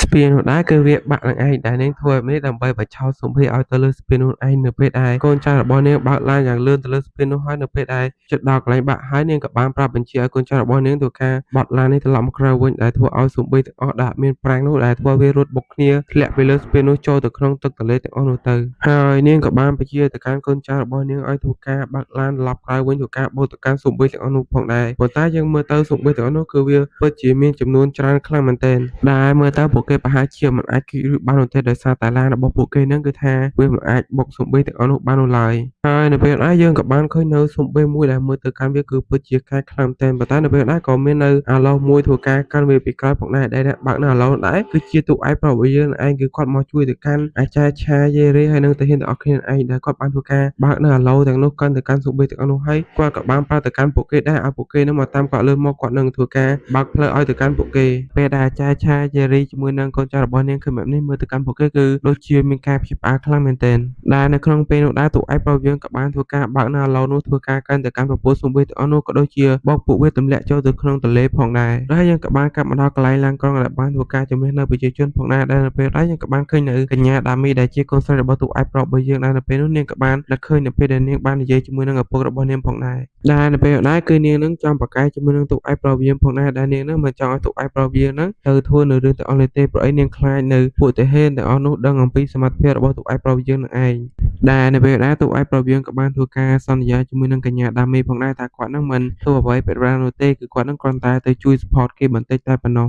ដែលនៅពេលនោះនាងក៏បានលើគេថាក្រុមរបស់កាប្តែនឆាយេរីនឹងបានត្រឡប់មកវិញហើយនាងក៏លេចមើលទៅនាងក៏បានឃើញជាមួយនឹងឪពុករបស់នាងក៏បានត្រឡប់មកវិញផងដែរដែលគាត់បានដឹកនៅទាហានទាំងអស់នោះជាមួយនឹងអាឡូដែលគាត់បានដល់ជាមួយនឹងពពុះសំបីទាំងអស់នឹងឯងដែលយើងមើលទៅកាន់អាឡូនោះទៅគឺវាប្រឡាក់ទៅដល់សតែឈាមរបស់សំបីនឹងឯងដែលនៅពេលនោះយើងក៏បានឃើញនៅកាប្តែនឆាយេរីផងដែរនាងបានប្រាប់ទៅកាន់កូនចៅរបស់នាងនោះឲ្យប្រយ័ត្នផងដែរព្រោះអីមាននៅសំបីមួយក្រុមដែលវាបានប្រងនឹងវាប្រហារទៅកាន់ពួកគេផងដែរប៉ុន្តែនៅពេលនោះគឺថាមិនថ្មីនោះទេគឺថាទៅឯប្រវានឹងធ្វើការបើកនៅអាឡូនោះកាន់ទៅកាន់ពពុះសំបីទាំងអស់នោះដែលធ្វើវានឹងងាប់អស់ទៅរួចហើយគេក៏បានកាន់នៅពេលដែលពួកគេបានមកដល់នៅបន្ទាយកងពលតូលេ2ផងដែរដែលធ្វើឲ្យពួកគេនឹងពិតជាសប្បាយចិត្តខ្លាំងមែនទែនដែលមើលទៅកាន់បន្ទាយនោះទៅគឺវាពិតជាធំហើយនឹងមានការយាមការនឹងពិតជារឹងមាំខ្លាំងមែនទែនដែលទូឯកប្រាប់យើងគាត់ក៏បានគិតផងដែរថាទម្រាំតែពួកគេធ្វើដំណើរមកដល់ទីនេះគឺវាចំណាយពេលរយៈពេលដល់ទៅ8ថ្ងៃនោះប៉ុន្តែគឺថាគាត់នឹងមិនអាចសម្រាប់បាននោះទេគឺគាត់នឹងត្រូវតែប្រុងប្រយ័ត្នបើសិនជាគាត់មិនប្រុងប្រយ័ត្នទេនោះកូនស្រីរបស់គាត់ដាមីប្រកាសជាស្ថិតនៅក្នុងគ្រោះថ្នាក់ជាមិនខានដូច្នេះហើយគាត់ត្រូវតែប្រុងប្រយ័ត្នក៏ដូចជារៀបចំខ្លួនឲ្យបានជាមុនព្រោះអីថាសង្គ្រាមពិតប្រាកដវាទើបតែចាប់ផ្ដើមនោះទេនៅពេលគ្នារបស់ទូឯកប្រាប់របស់យើងជាមួយនឹងអាចារ្យឆាយេរីរបស់យើងចូលទៅដល់ក្នុងផ្ទះនៅពេលនោះយើងក៏បានឃើញនៅទាហាន2នាក់ក៏បានធ្វើការមកស្វាគមន៍ទៅកាន់ពួកគេផងដែរដែលឃើញពួកគេមកស្វាគមន៍ខ្លួនបែបនេះអាចារ្យឆាយេរីនឹងពិតជាភ្ញាក់ផ្អើលខ្លាំងមែនទែនដែលនឹងក៏បានសួរទៅកាន់ទាហាននោះទៅថាតើគេនឹងស្គាល់នឹងដែរមែនដែរទាហានម្នាក់នោះក៏បាននិយាយទៅកាន់អាចារ្យឆា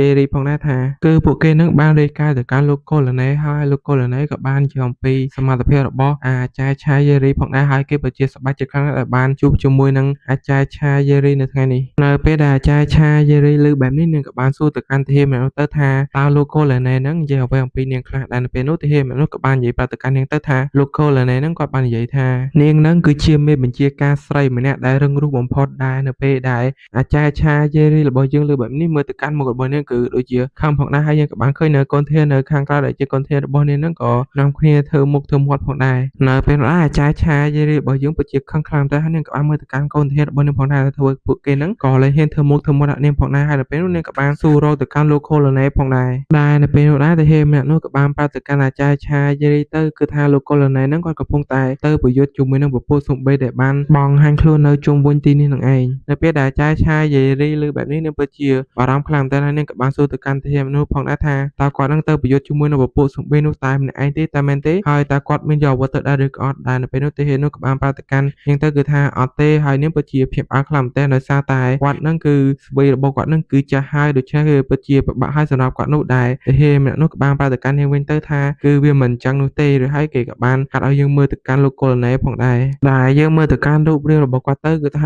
ពិតជាមាននៅរូបរាងហើយនឹងមាឌធំខ្លាំងមែនទែនរួចហើយយើងក៏បានកាត់ទៅដល់កន្លែងមើលវិញម្ដងដែរនៅពេលនោះយើងក៏បានឃើញនៅលោកកូលណេផងដែរដែលនៅពេលនេះគាត់កំពុងតែសម្លាប់ទៅកាន់ពពួកស៊ុំប៊ីដែលបានបង្ហាញខ្លួននៅជុំវិញនឹងឯងហើយលោកកូនចៅរបស់លោកកូលណេក៏បានរាយការណ៍អំពីពេលវេលាដែលគាត់បានសម្លាប់ទៅកាន់ពពួកស៊ុំប៊ីទាំងអស់នោះផងដែរគឺថាគាត់ចំណាយពេលអស់រយៈពេល27សេខិននឹងឯងពេលដែលគាត់លើបែបនេះគាត់ពិតជាសប្បាយចិត្តខ្លាំងមែនទែនដោយសារតែគាត់នឹងចំណាយពេលអស់តិចជាងលើកមុននៅពេលនោះយើងក៏បានឃើញនៅរូបរាងក៏ដូចជាមុខមាត់របស់លោកកូលណេផងដែរដែលមើលទៅកាន់គាត់ទៅគឺថាមានមុខសម្មុំហើយនឹងមាឌយ៉ាងធំខ្លាំងមែនទែនដែរឈ្មោះរបស់គាត់នោះគឺឈ្មោះពេញគឺថាកូលណេឆាពងហូតែមានសំហៅថាកូលណេទៅចោះហើយគាត់គឺជាអ្នកដឹកនាំក៏ដូចជាកាប់តែននៅក្នុងបន្ទាយនឹងឯងដែលនៅពេលដែរកូនចៅរបស់លោកកូលណេនៅលើនោះក៏បានស្រែកប្រាប់ឲ្យគាត់នឹងប្រុងប្រយ័ត្នទៅព្រោះឯពួកគេនឹងខ្លាចគាត់នឹងត្រូវសម្បីខាំដែរគាត់លើឯនោះគាត់ពិតជាសើចខ្លាំងមែនទែនហើយគាត់ក៏បាននិយាយទៅថាខ្លាចពួកអានេះខាំតាមមែនទេឯនេះពិតជាមួយងាយយើងខ្លាំងណាស់បើសិនជាឯនៅល្វែស្មើនឹងយើងនោះឯងនឹងបានឃើញនៅរូបរាងច្បាស់របស់វាពិតជាមិនខានដែលយើងមើលទៅកាន់លោកកូលណេទៅគឺថាគាត់នឹងដូចជាមាននៅភាពភ័យខ្លាចទៅកាន់ពពួកស៊ុំប៊ីទាំងអស់នេះតតែសោះដែលនៅពេលនោះគាត់ក៏ប្រឹងនឹងរៀបដើរចេញទៅបន្ទាប់ពីសម្រាប់នៅពពួកស៊ុំប៊ីទាំងអស់แล้วគាត់ក៏បាននិយាយផងដែរថាគាត់នឹងពិតជាឈឺឆ្កេះឈឺឆ្អឹងឈឺឆ្អែងខ្លាំងមែនទែនគឺគាត់នឹងចាស់ហើយមកនៅសម្រាប់ពពួកអាស៊ុំប៊ីទាំងអស់នេះទៀតវាពិតជាឈឺខ្លាំងមែនទែននៅពេលដែលគាត់រៀបនឹងដើរចេញទៅហើយនៅពេលនោះដែរក៏មាននៅស៊ុំប៊ីមួយក្បាលវាក៏បានឡើងមកដែរវានឹងមិនតន់ងាប់នោះទេដែលឃើញនៅស៊ុំប៊ីមួយវានៅរូបបែបនេះគឺថាលោកកូនក៏បាននិយាយទៅកាន់វាទៅថាអូនៅរស់មួយតែមែនទេអញស្មានងាប់អស់ហើយនៅពេលដែរស៊ុំប៊ីនោះវាក៏ប្រងនឹងធ្វើការហក់ទៅវាប្រហែលទៅកាន់លោកកូនដែរប៉ុន្តែនៅពេលដែរក៏ស្រាប់តែទូឯងប្រវានឹងធ្វើការបើកនៅឡោមកកាន់សម្រាប់វានៅទីនោះតែម្ដងដែលធ្វើឲ្យតាហ៊ានគ្រប់គ្នាហើយក៏ដូចជាលោកកូននៅទីនោះពិតជាភ្ញាក់ផ្អើលខ្លាំងមែនទែនដែលនៅពេលដែលលោកកូលណេបានមើលទៅកាន់ទូឯករបស់យើងគឺថាឃើញទូឯករបស់យើងនឹងប្រៀបដូចទៅនឹងបិសាចដែលខ្លាំងមួយអញ្ចឹងដែលមើលទៅកាន់គាត់គឺពិតជាមានកម្លាំងខ្លាំងសម្បើមខ្លាំងមែនទែននិយាយទៅល្វែក៏ដូចជាសមត្ថភាពរបស់លោកកូលណេហ្នឹងគឺថាមិនអត់ទេអ្នកគ្នាគឺថាអាចមើលឃើញនៅអូរ៉ាក៏ដូចជាថាមពលរបស់ទូឯករបស់យើងអញ្ចឹងដែរគាត់ក៏បានដឹងដែរថានេះគឺមិនមែនជាថាមពលរបស់មនុស្សនោះទេដែលនៅពេលដែរទូឯករបស់យើងក៏បានធ្វើការសួរស្ដីក៏ដូចជាណែនាំខ្លួនទៅកាន់លោកកូលណេផងដែរថាគាត់នឹងមានឈ្មោះថារយោមិនសុខប៉ុន្តែគឺថាលោកកូននេះអត់ចាំយូរទេគឺថាគាត់ធ្វើការដកនៅព្រោះថារបស់គាត់ធ្វើការហត់ទៅវាប្រហែលទៅកាន់ទូឯកប្របរបស់យើងនឹងយកតែម្ដងដែលធ្វើឲ្យតាហ៊ានគ្រប់គ្នាដែលនៅមើលទីនោះពិតជាមានការភ្ញាក់ផ្អើលខ្លាំងមែនទែនឲ្យពួកគេពិតជាឆ្ងល់ខ្លាំងមែនទែនហើយបានជាលោកកូននេះនឹងធ្វើការវាប្រហែលទៅកាន់ប្រជាជនធម្មតាអញ្ចឹងនៅពេលដែលគេកំពុងតែឆ្ងល់ដែរគេក៏មាននៅការភ្ញាក់ផ្អើលផងដែរគឺដោយសារតែទូឯកប្របរបស់យើងនឹងធ្វើការទប់នៅព្រោះថារបស់លោកកូននេះនឹងគឺថាបានយ៉ាងងាយស្រួលតែម្ដងគឺថាគាត់ប្រើតែដៃមួយទេដើម្បីចាប់ទៅកាន់ព្រោះថារបស់លោកកូននេះដែលនៅពេលដែរលោកកូននេះក៏បានប្រកាសឲ្យតាហ៊ានទាំងអស់នោះធ្វើការប្រកាសអសន្នជាមិនតាន់ព្រោះអីបរិមម្នាក់នេះគេមិនមែនគឺជាមនុស្សទេដែលគេគឺជាបិសាចដែលនៅពេលដែរទូឯកប្របយើងក៏បាននិយាយទៅកាន់លោកកូននេះផងដែរថាខ្ញុំបានមើលទៅកាន់កៅថ្មីរបស់លោកហើយលោកកូននេះឆាពងហូគឺលោកមិនអាចកុហកមកកាន់ខ្ញុំបានទេដែរនៅពេលដែរលោកកូននេះនឹងពិតជាភាពអាខ្លាំងតែគាត់មិនដឹងថាទូឯកប្របយើងនឹងនិយាយចង់មានន័យអីទេដែរនៅពេលនោះទូឯកប្របយើងធ្វើការប្រើនៅកម្លាំងរបស់គាត់នឹងច្បាច់កំទេចនៅព្រោះថៅរបស់លោកកូននេះដែលធ្វើឲ្យវានឹងបែកបាក់ខ្ទេចអស់ទៅដែលនៅពេលដែរលោកកូននេះនឹងប្រងនឹងបើកការវាប្រហែលទៅកាន់ទូឯកប្របយើងបន្តទៀតដែរនៅពេលដែរទូឯកប្របយើងក៏បាននិយាយទៅកាន់លោកកូននេះទៅថាបើសិនជាគេឲ្យគាត់នៅទីនោះគេប្រកាសជាមិនមាននៅរឿងអ្វីកើតឡើងទេដែលមកទៅវាដូចជាគាត់នឹងបញ្ចុះបញ្ចូលទៅកាន់គេអញ្ចឹងប៉ុន្តែគឺវាមិនសមទេដែលគាត់នឹងនិយាយតែម្នាក់ឯងដូច្នេះហើយគាត់ត្រូវតែបង្ហាញទៅកាន់គេនៅអ្វីដែលគេចង់ឃើញនៅសមត្ថភាពរបស់គាត់ដើម្បីឲ្យគេដឹងថាគាត់នឹងគឺជាអ្នកណាដែលនិយាយបែបនេះរួចទូឯកប្របយើងក៏បានធ្វើការរៀបចំខ្លួនក៏ដូចជាប្របួសនៅលោកកូននេះនឹងធ្វើការប្រយុទ្ធគ្នាមួយស្មើផងដែរដែលនៅពេលលោកកូននេះលើបែបនេះគេក៏បាននិយាយដែរថាអូតើឯងនឹងចង់ប្រយុទ្ធគ្នាជាមួយយើងតាមមែនទេឬហើយគាត់ក៏បានធ្វើការដោះនៅកៅក្រោះក៏ដូចជាសម្ភារៈគាត់នឹងពាក់នៅលើខ្លួននឹងចេញផងដែរដើម្បីប្រយុទ្ធគ្នាមួយស្មើជាមួយនឹងទូឯកប្របរបស់យើងនៅពេលដែលលោកកូននេះធ្វើការដោះនៅសម្ភារៈដែលគាត់ពាក់ជាប់ខ្លួនហើយគាត់ក៏បានធ្វើការទោះទៅបើការវិភាគទៅកាន់ទូឯកប្របយើងយកតែម្ដងរួចហើយយើងក៏បានកាមកដល់កន្លែងរបស់ប្រជាជនក៏ដូចជាក្រុមរបស់អាចារ្យឆាយេរីផងដែរដែលនៅពេលដែរយើងក៏បានឃើញនៅទាហានមួយគេបានដាក់មកក៏ដូចជាស៊ូទៅកាន់អាចារ្យឆាយេរីផងដែរថាតើនាងគឺជាកាប់តែនឆាតាមមែនទេដែលនៅពេលនោះនាងក៏បានឆ្លើយថាយេដែលលើបែបនេះគេក៏បានធ្វើការដកនៅកំភ្លើងរបស់គេនឹងបញ្ជូនទៅកាន់អាចារ្យឆាយេរីរបស់យើងនឹងផងដែរដែលឃើញបែបនេះដែរអាចារ្យឆាយេរីរបស់យើងនឹងពិតជាឆ្ងល់ខ្លាំងមែនទែនក៏បានសួរទៅកាន់គេដែរថាតើគេនឹងកំពុងតែធ្វើអ្វីដែលនៅពេលដែរតែហេមិន នោះក៏បាននិយាយប្រាប់ទៅកាន់អាចារ្យឆាយយាយទៅគឺថានៅពេលនេះគឺកំពុងតែមាននៅបិសាចកំពុងតែវាបហាវាយគ្នាជាមួយនឹងលោកកូនឯនោះដែរគេនឹងក៏បានប្រាប់ផងដែរថាគេនឹងបានមកជាមួយនឹងនាងនឹងឯងដែលអាចារ្យឆាយាយរីរបស់យើងលើបែបនេះនាងពិតជាភ្ញាក់ផ្អើលខ្លាំងមែនទែនហើយនាងក៏បាននិយាយដែរថាតើជាបិសាចតើមែនទេតើលោកកំពុងតែនិយាយពីអីដែលនៅពេលនោះទាហានម្នាក់នោះក៏បានប្រាប់ទៅថាបិសាចម្នាក់ដែរគឺវាមានឈ្មោះថារយោមានសុខនឹងឯងដែលជាតួឯកប្រុសយើងឯងដែរធ្វើឲ្យមនុស្សគ្រប់គ្នានៅទីនោះលើបែបនេះគឺពួកគេពិតជាមានការភ្ញាក់ផ្អើលជាខ្លាំងជាពិសេសគឺថាកញ្ញាដាមេក៏ដូចជាអាចារ្យឆាយាយរីរបស់យើងនឹងឯងហើយអ្នកដែលភ្ញាក់ផ្អើលខ្លាំងជាងគេនោះគឺជាកញ្ញាដាមេដែលជាកូនរបស់តួឯកប្រុសយើងឯងវាហើយគេក៏បានកាមកដល់កន្លែងដែលតួឯកប្រុសយើងកំពុងតែយុទ្ធគ្នាជាមួយនឹងលោកកូលណែនេះវិញម្ដងតែយើងមើលទៅកាន់កម្លាំងរបស់តួឯកប្រុសយើងទៅគឺពិតជាខ្លាំងមែនទែនដែលធ្វើឲ្យលោកកូលណែហ្នឹងក៏រឿងភ្ញាក់ផ្អើលទៅកាន់កម្លាំងរបស់តួឯកប្រុសយើងផងដែរដែលនៅពេលដែលលោកកូលណែធ្វើការធាក់ទៅកាន់តួឯកប្រុសយើងមួយជើងប៉ុន្តែត្រូវបានតួឯកប្រុសរបស់យើងហ្នឹងរងជាប់ហើយក៏បានធ្វើការស្ទុះយ៉ាងលឿនធ្វើការមកវាយប្រហារលោកកូលណែហ្នឹងពីក្រោយដែលធ្វើឲ្យលោកកូលណែពិតជាភ្ញាក់ផ្អើលខ្លាំងមែនទែនប៉ុន្តែគឺថាមិនអីនោះទេគឺគាត់នឹងអាចកិច្ចអំពីការវាយប្រហាររបស់តួឯកប្រុសយើងទាន់ហើយគាត់ក៏បានធ្វើការងើបទៅដាក់តួឯកប្រុសយើងហ្នឹងមួយដៃចំក្តាមមកផងដែរបន្ទាប់ពីវាយទៅកាន់តួឯកប្រុសយើងមួយដៃចំក្តាមមកហើយពួកគេក៏បានធ្វើការឈប់បន្តិចដែរនៅពេលនោះដែរលោកកូលណែហ្នឹងក៏បានធ្វើការទៅក្បួយកអាវរបស់តួឯកប្រុសយើងផងដែរហើយក៏បានសួរទៅកាន់តួឯកប្រុសយើងផងដែរថាតើឯងគឺជាណាតើឯងកំពុងតែលេងសើចជាមួយនឹងយើងតាមមែនទេព្រោះឯងមួយកណ្ដាប់ដៃរបស់យើងមិញនេះគឺវាពិតជាខ្លាំងមែនទែនបើសិនជាមនុស្សធម្មតាវិញត្រូវតែមួយដៃរបស់គាត់គឺថាស្លាប់បាត់ហើយហេតុអ្វីបានជាមើលទៅកាន់ឯងទប់មួយកណ្ដាប់ដៃរបស់យើងដូចជាងាយស្រួលយ៉ាងនេះដែលនៅពេលណាតួឯកប្រុសយើងក៏បាននិយាយទៅកាន់លោកកូលណែផងដែរថាគឺត្រូវឲ្យលោកពិតជាខ្លាំងមែនប៉ុន្តែបើសិនជាប្រៀបធៀបជាមួយនឹងខ្ញុំគឺវាគ្មានន័យនោះទេហើយអំបីមិញនេះបើសិនជាខ្ញុំប្រើនៅកម្លាំងក៏ដូចជាថាមពលពិតរបស់ខ្ញុំនោះលោកប្រកាសជាស្លាប់រាប់រយដងបាត់ទៅហើយដែលនៅពេលណាលោកកូលណែក៏បានគិតផងដែរថាគឺតួឯកប្រុសវានឹងនិយាយមកគឺពិតជាត្រឹមត្រូវខ្លាំងណាស់ព្រោះអីតាំងតែពីការចាប់ផ្ដើមប្រយុទ្ធគ្នាដំបូងគឺថា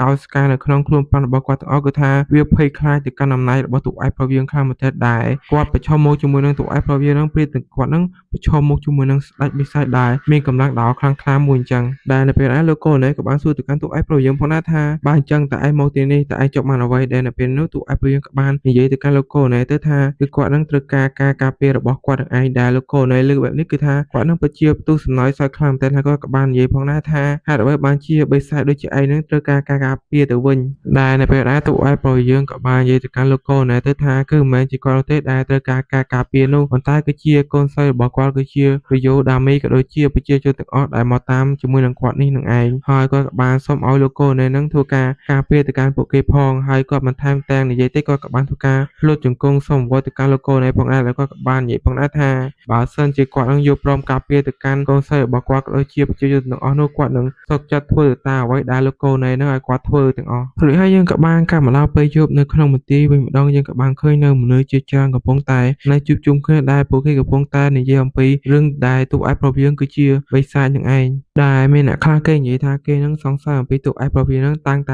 ែពីនៅកន្លែងចាស់នៅម៉ាត់ឯណោះហើយពួកប្រជាជនទាំងអស់នេះកំពុងតែសង្ស័យទៅកាន់តួឯកប្រុសយើងនឹងឯងដែលគេសង្ស័យថាតើតួឯកប្រុសរបស់យើងនឹងគឺជាសំបីពិតមែនដែរឬក៏អត់ព្រោះហើយយើងក៏បានកាត់មកដល់តួឯកប្រុសយើងវិញម្ដងដែលយើងក៏បានឃើញដែរថាតួឯកប្រុសយើងនៅពេលនេះគឺថាត្រូវបានគេចាប់ចងក៏ដូចជាចាប់ឃុំគាត់នៅក្នុងបន្ទប់ដោយឡែកឯងដែរនៅពេលនោះគាត់ក៏បានឃើញនៅពេលដែលគាត់បាននិយាយគ្នាជាមួយនឹងលោកកូលណែតាំងពីពេលល្ងាចផងដែរដែលនៅពេលដែរលោកកូលណែនឹងក៏បានយកព្រមដើម្បីការពារទៅកាន់កូនស្រីក៏ដូចជាប្រជាជនទាំងអស់ដែលមកតាមគាត់ផងដែរប៉ុន្តែគឺថាគាត់នឹងអត់ជឿជាក់ទៅកាន់តួឯកប្រុសយើងទេដែលនៅពេលនោះតួឯកប្រុសយើងក៏បាននិយាយផងដែរថាបើសិនជាគេនឹងមិនជឿជាក់មកកាន់គាត់នោះទេគឺគេអាចចាប់គាត់នឹងឃុំខ្លួនបានដូច្នេះហើយបានជាយើងឃើញគេនឹងចាប់តួឯកប្រុសយើងមកឃុំឃាំងនៅកន្លែងហ្នឹងឯងហើយយើងក៏បានកាត់មកដល់ពេលតួឯកប្រុសយើងនៅពេលនេះវិញម្ដងដែលគាត់កំពុងតែគិតផងដែរថាគឺវាគ្មានបញ្ហាសម្រាប់គាត់ទេទោះបីជាគាត់នៅទីនេះយូរប៉ុណ្ណាក៏ដោយគឺគាត់នឹងយកព្រមទាំងអស់គឺគាត់នឹងមិនបង្កនៅការកព្រាកង្ហែងទៅដល់ពួកគេនោះទេដែលគាត់កំពុងតែអង្គុយគិតក៏ដូចជានិយាយម្នាក់ឯងដែរក៏មាននៅអ្នកណាម្នាក់មកមើលគាត់ដែរម្នាក់ដែរគឺជាដាមីកូនស្រីរបស់គាត់ឯងដែលនាងមកមើលនៅតួឯកប្រុសយើងដែលជាឪពុករបស់នាងនឹងឯងហើយនៅពេលនោះតួឯកប្រុសយើងក៏បានសួរនាំទៅកាន់នាងទៅថាតើនាងនឹងអំអីទេតែមែនទេដោយនាងក៏បានប្រាប់ទៅកាន់គាត់ផងដែរថាគឺនាងនឹងអំអីនោះទេហើយដាមីក៏បានប្រាប់ទៅកាន់ឪពុករបស់នាងផងដែរថាបន្ទាប់ពីមាននៅការប្រកាសអសរនោះបានប្រកាសឡើងគឺថាតាហ៊ានគ្រប់គ្នានឹងបានធ្វើការមកការពារទៅកាន់ពួកគេនឹងបានល្អខ្លាំងមែនទែនហើ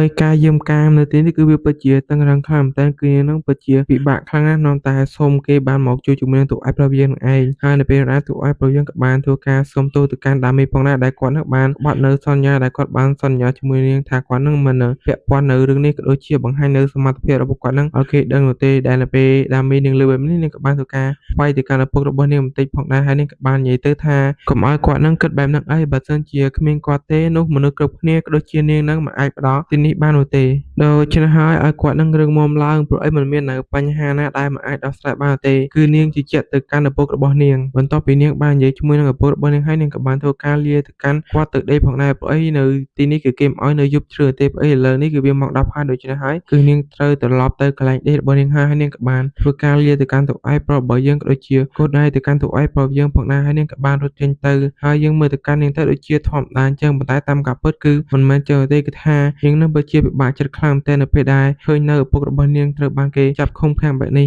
រួចហើយយើងក៏បានការមកដល់តួឯកប្រុសរបស់យើងវិញម្ដងនៅពេលដែលគាត់កំពុងតែឈរកើម្នាក់ឯងនៅពេលនោះដែរក៏មាននៅទាហានមួយក្រុមមកហៅទៅកាន់តួឯកប្រុសរបស់យើងផងដែរគឺដោយសារតែលោក Colonel នឹងចង់ជួបជាមួយនឹងតួឯកប្រុសរបស់យើងនឹងឯងរួចហើយយើងក៏បានការមកដល់កន្លែងរបស់លោក Colonel វិញម្ដងដែរនៅពេលនេះគាត់កំពុងតែមើលនៅផែនទីក៏ដូចជាកាន់នៅវត្ថុអ្វីម្យ៉ាងដែលគាត់ក៏បាននិយាយផងដែរថានៅ20នាទីមុននេះគឺគាត់ទទួលបាននៅសញ្ញាមានជីវិតនៅតំបន់នេះហើយវាក៏ភ្ជាប់ជាមួយនឹងសម្លេងអ្វីដែលចម្លែកមកជាមួយផងដែរដូច្នេះហើយទើបជាគាត់នឹងចង់ធ្វើការចុះទៅមើលនៅតំបន់នោះប៉ុន្តែគឺថានៅតំបន់នោះគឺវាពិតជាគ្រោះថ្នាក់ខ្លាំងតែដូច្នេះគឺគាត់ត្រូវការតែមនុស្សមានសមត្ថភាពទៅតែប៉ុណ្ណោះបន្ទាប់ពីនិយាយរួចគាត់ក៏បានធ្វើការចង្អុលទៅកាន់តួឯកប្រុសយើងហើយគាត់ក៏បាននិយាយថាគឺយើងជ្រើសរើសយកឯងតែឯងព្រមទៅជាមួយយើងណាទេឯងបាននិយាយថាឯងនឹងធ្វើអ្វីគ្រប់យ៉ាងតាមដែលយើងបញ្ជាតែឥឡូវឯងហ៊ានទៅដែរឬក៏អត់បន្ទាប់ពីតួឯកប្រុសយើងលើបែបនេះគាត់ក៏បានធ្វើការបដាច់នៅចង្វាក់ក៏ដូចជាចំណងដែលបានចងគាត់នោះបានយ៉ាងងាយស្រួលដែលធ្វើឲ្យទាហាននៅទីនោះពិតជាមានការភ្ញាក់ផ្អើលយ៉ាងខ្លាំងហើយតួឯកប្រុសយើងក៏បាននិយាយផងដែរថាចុំដែលខ្លាចពីការទៅកាលណាក៏បានដែរអ្នកចាំ24ម៉ោងយកតែម្ដងនៅពេលដែលលោក Colonel លើបែបនេះគឺថាញញឹមទាំងពេញចិត្តតែម្ដងហើយលោក Colonel ក៏បាននិយាយមកដែរថាអញរស់ហ្នឹងឥឡូវមិនបាច់ចាំយូរទេទៅឥឡូវហ្នឹងតែម្ដងទៅ Colonel ហ្នឹងបានបបួលតួឯកប្រុសវាហ្នឹងមកនៅកន្លែងមួយដែលគាត់សង្ស័យថាមាននៅមនុស្សរស់នៅក៏ដូចជាឮនៅសម្លេងអ្វីដូចជាចម្លែកនៅកន្លែងនោះចឹងណាហើយកន្លែងនោះដែរគឺជាកន្លែងទីក្រុងមួយនឹងឯងដែលនៅពេលនោះយើងក៏បានឃើញនៅមនុស្សមួយក្រុមដែលមានចំនួនរៀងច្រើនផងដែរក៏បានមានជីវិតរស់នៅកន្លែងនោះពិតមែនហើយនៅពេលនោះដែរក៏មាននៅក្មេងប្រុសម្នាក់ដែលគេបានយំនៅពេលនោះក៏មាននៅបរិបពីរនាក់ក៏បាននិយាយថាឲ្យក្មេងនឹងពិតជារំខានខ្លាំងមែនទែនហើយនៅពេលនោះដែរក៏មាននៅអ៊ំស្រីម្នាក់មកនិយាយកាន់ជើងទៅកាន់ក្មេងនោះផងដែរថាកុំឲ្យពួកគេនឹងប្រកាន់ច្រើនពេកអីព្រោះអីគេគឺជាក្មេងដូច្នេះហើយគេមិនដឹងអីនោះទេហើយម្ដាយរបស់ក្មេងនោះក៏បានធ្វើការសុំទោសទៅកាន់បរិបពីរនាក់នោះផងដែរហើយនៅពេលនោះដែរក្មេងនោះក៏បានធ្វើការចង្អុលទៅខាងលើនៅពេលដែលម្ដាយរបស់គេសន្លឹងមើលទៅខាងលើគេក៏បានឃើញនៅសមោបិសាចមួយដែលមើលទៅកាន់វាគឺពិតជាគួរឲ្យខ្លាចខ្លាំងមែនទែនរួចហើយយើងក៏បានកាត់មកដល់ខាងក្រៅវិញម្ដងដែលយើងក៏បានឃើញនៅពពួកស៊ុំប៊ីជាច្រើនដែលវាមាននៅខាងក្រៅដែលនៅពេលនោះក៏មាននៅឡានមួយបើកបុកនៅពពួកស៊ុំប៊ីទាំងអស់នោះដែលឡាននោះដែរគឺជាឡានរបស់លោក Colonel ជាមួយនឹងតួឯកប្រុសរបស់យើងឯងដែលនៅពេលនោះដែរលោក Colonel ហ្នឹងក៏បានអ៊ូតឡានគាត់ហ្នឹងទៅកាន់តួឯកប្រុសរបស់យើងផងដែរដែលគាត់បានអ៊ូតឡានរបស់គាត់ហ្នឹងថាគឺឡានរបស់គាត់ហ្នឹងខ្លាំងជាងអាឡូកុនដីទៀតដែលតួឯកប្រុសយើងក៏មានប្រកែកអ្វីដែរនៅពេលដែរលោក Colonel ក៏បានធ្វើការបន្ថែមល្បឿនឡានហើយគាត់ក៏បាននិយាយទៅកាន់តួឯកប្រុសរបស់យើងផងដែរថាគឺពួកគេហ្នឹងមិនមានពេលវេលាយូរនោះទេហើយមាននៅរឿងពេកដែលពួកគេហ្នឹងមិនអាចទាយទុកជាមុនបានដែរទីមួយនោះគឺថាផ្លូវដែលទៅជួយនៅមនុស្សទាំងអស់នោះគឺថាវាត្រូវបានជាប់ទៅដោយផ្ទាំងថ្មធំៗដោយមិនអាចចូលទៅបានដោយងាយស្រួលទោះបីជាប្រើនៅអត្រាក់ទៅក៏មិនងាយនោះដែរហើយទីពីរនោះគឺសម្លេងចម្លែកប្រកាសជាមាននៅពពួកបិសាចក៏ដូចជាស៊ុំប៊ីអេនៅទីនោះជាមិនខានដែលវានៅជាប់ជាមួយនឹងពពួកប្រជាជនដែលនៅមានជីវិតនៅទីនោះជាមិនខានដូច្នេះហើយគឺពួកគេមិនមានពេលវេលាយូរដើម្បីជួយសង្គ្រោះទៅកាន់ពួកប្រជាជនទាំងអស់នោះទេដែលនៅពេលណាតួឯកប្រុសយើងធ្វើការយកនៅ iPad នោះមកពិនិត្យមើលហើយក៏បានឃើញនៅកន្លែងនោះមាននៅច្រកខ្យល់មួយដែលវាពិតជាធំខ្លាំងតែនហើយក៏បាននិយាយផែនការជាមួយលោក Colonel ដែរថាពួកគេនឹងចូលតាមច្រកនេះដើម្បីទៅជួយមនុស្សដែលមានជីវិតទាំងអស់នៅក្នុងនោះឬហើយយើងក៏បានការមកដល់ខាងក្នុងនោះវិញម្ដងយើងក៏បានឃើញនៅប្រជាជនទាំងអស់នៅទីនោះគឺត្រូវបានអ្វីបានចាប់ចុំពួកគេដែលមើលទៅកាន់អ្វីដែលចាប់ចុំពួកគេទៅគឺវាប្រៀបដូចទៅនឹងសំណាញ់របស់ពីងអញ្ចឹងនៅពេលដែលម្នាក់ស្រីនោះក៏បានភ័ក្រខ្លួនហើយគេក៏បានភ័ក្រផ្អើលយ៉ាងខ្លាំងដោយនាងមិនដឹងទេថាតើមានអ្វីកើតឡើងមកកាន់ពួកគេដែលនៅពេលនោះនាងក៏បានធ្វើការរើបំរើដែលធ្វើនេះនឹងរបូតពីចំណងនោះហើយក៏បានស្លាប់មកក្រោមទៅ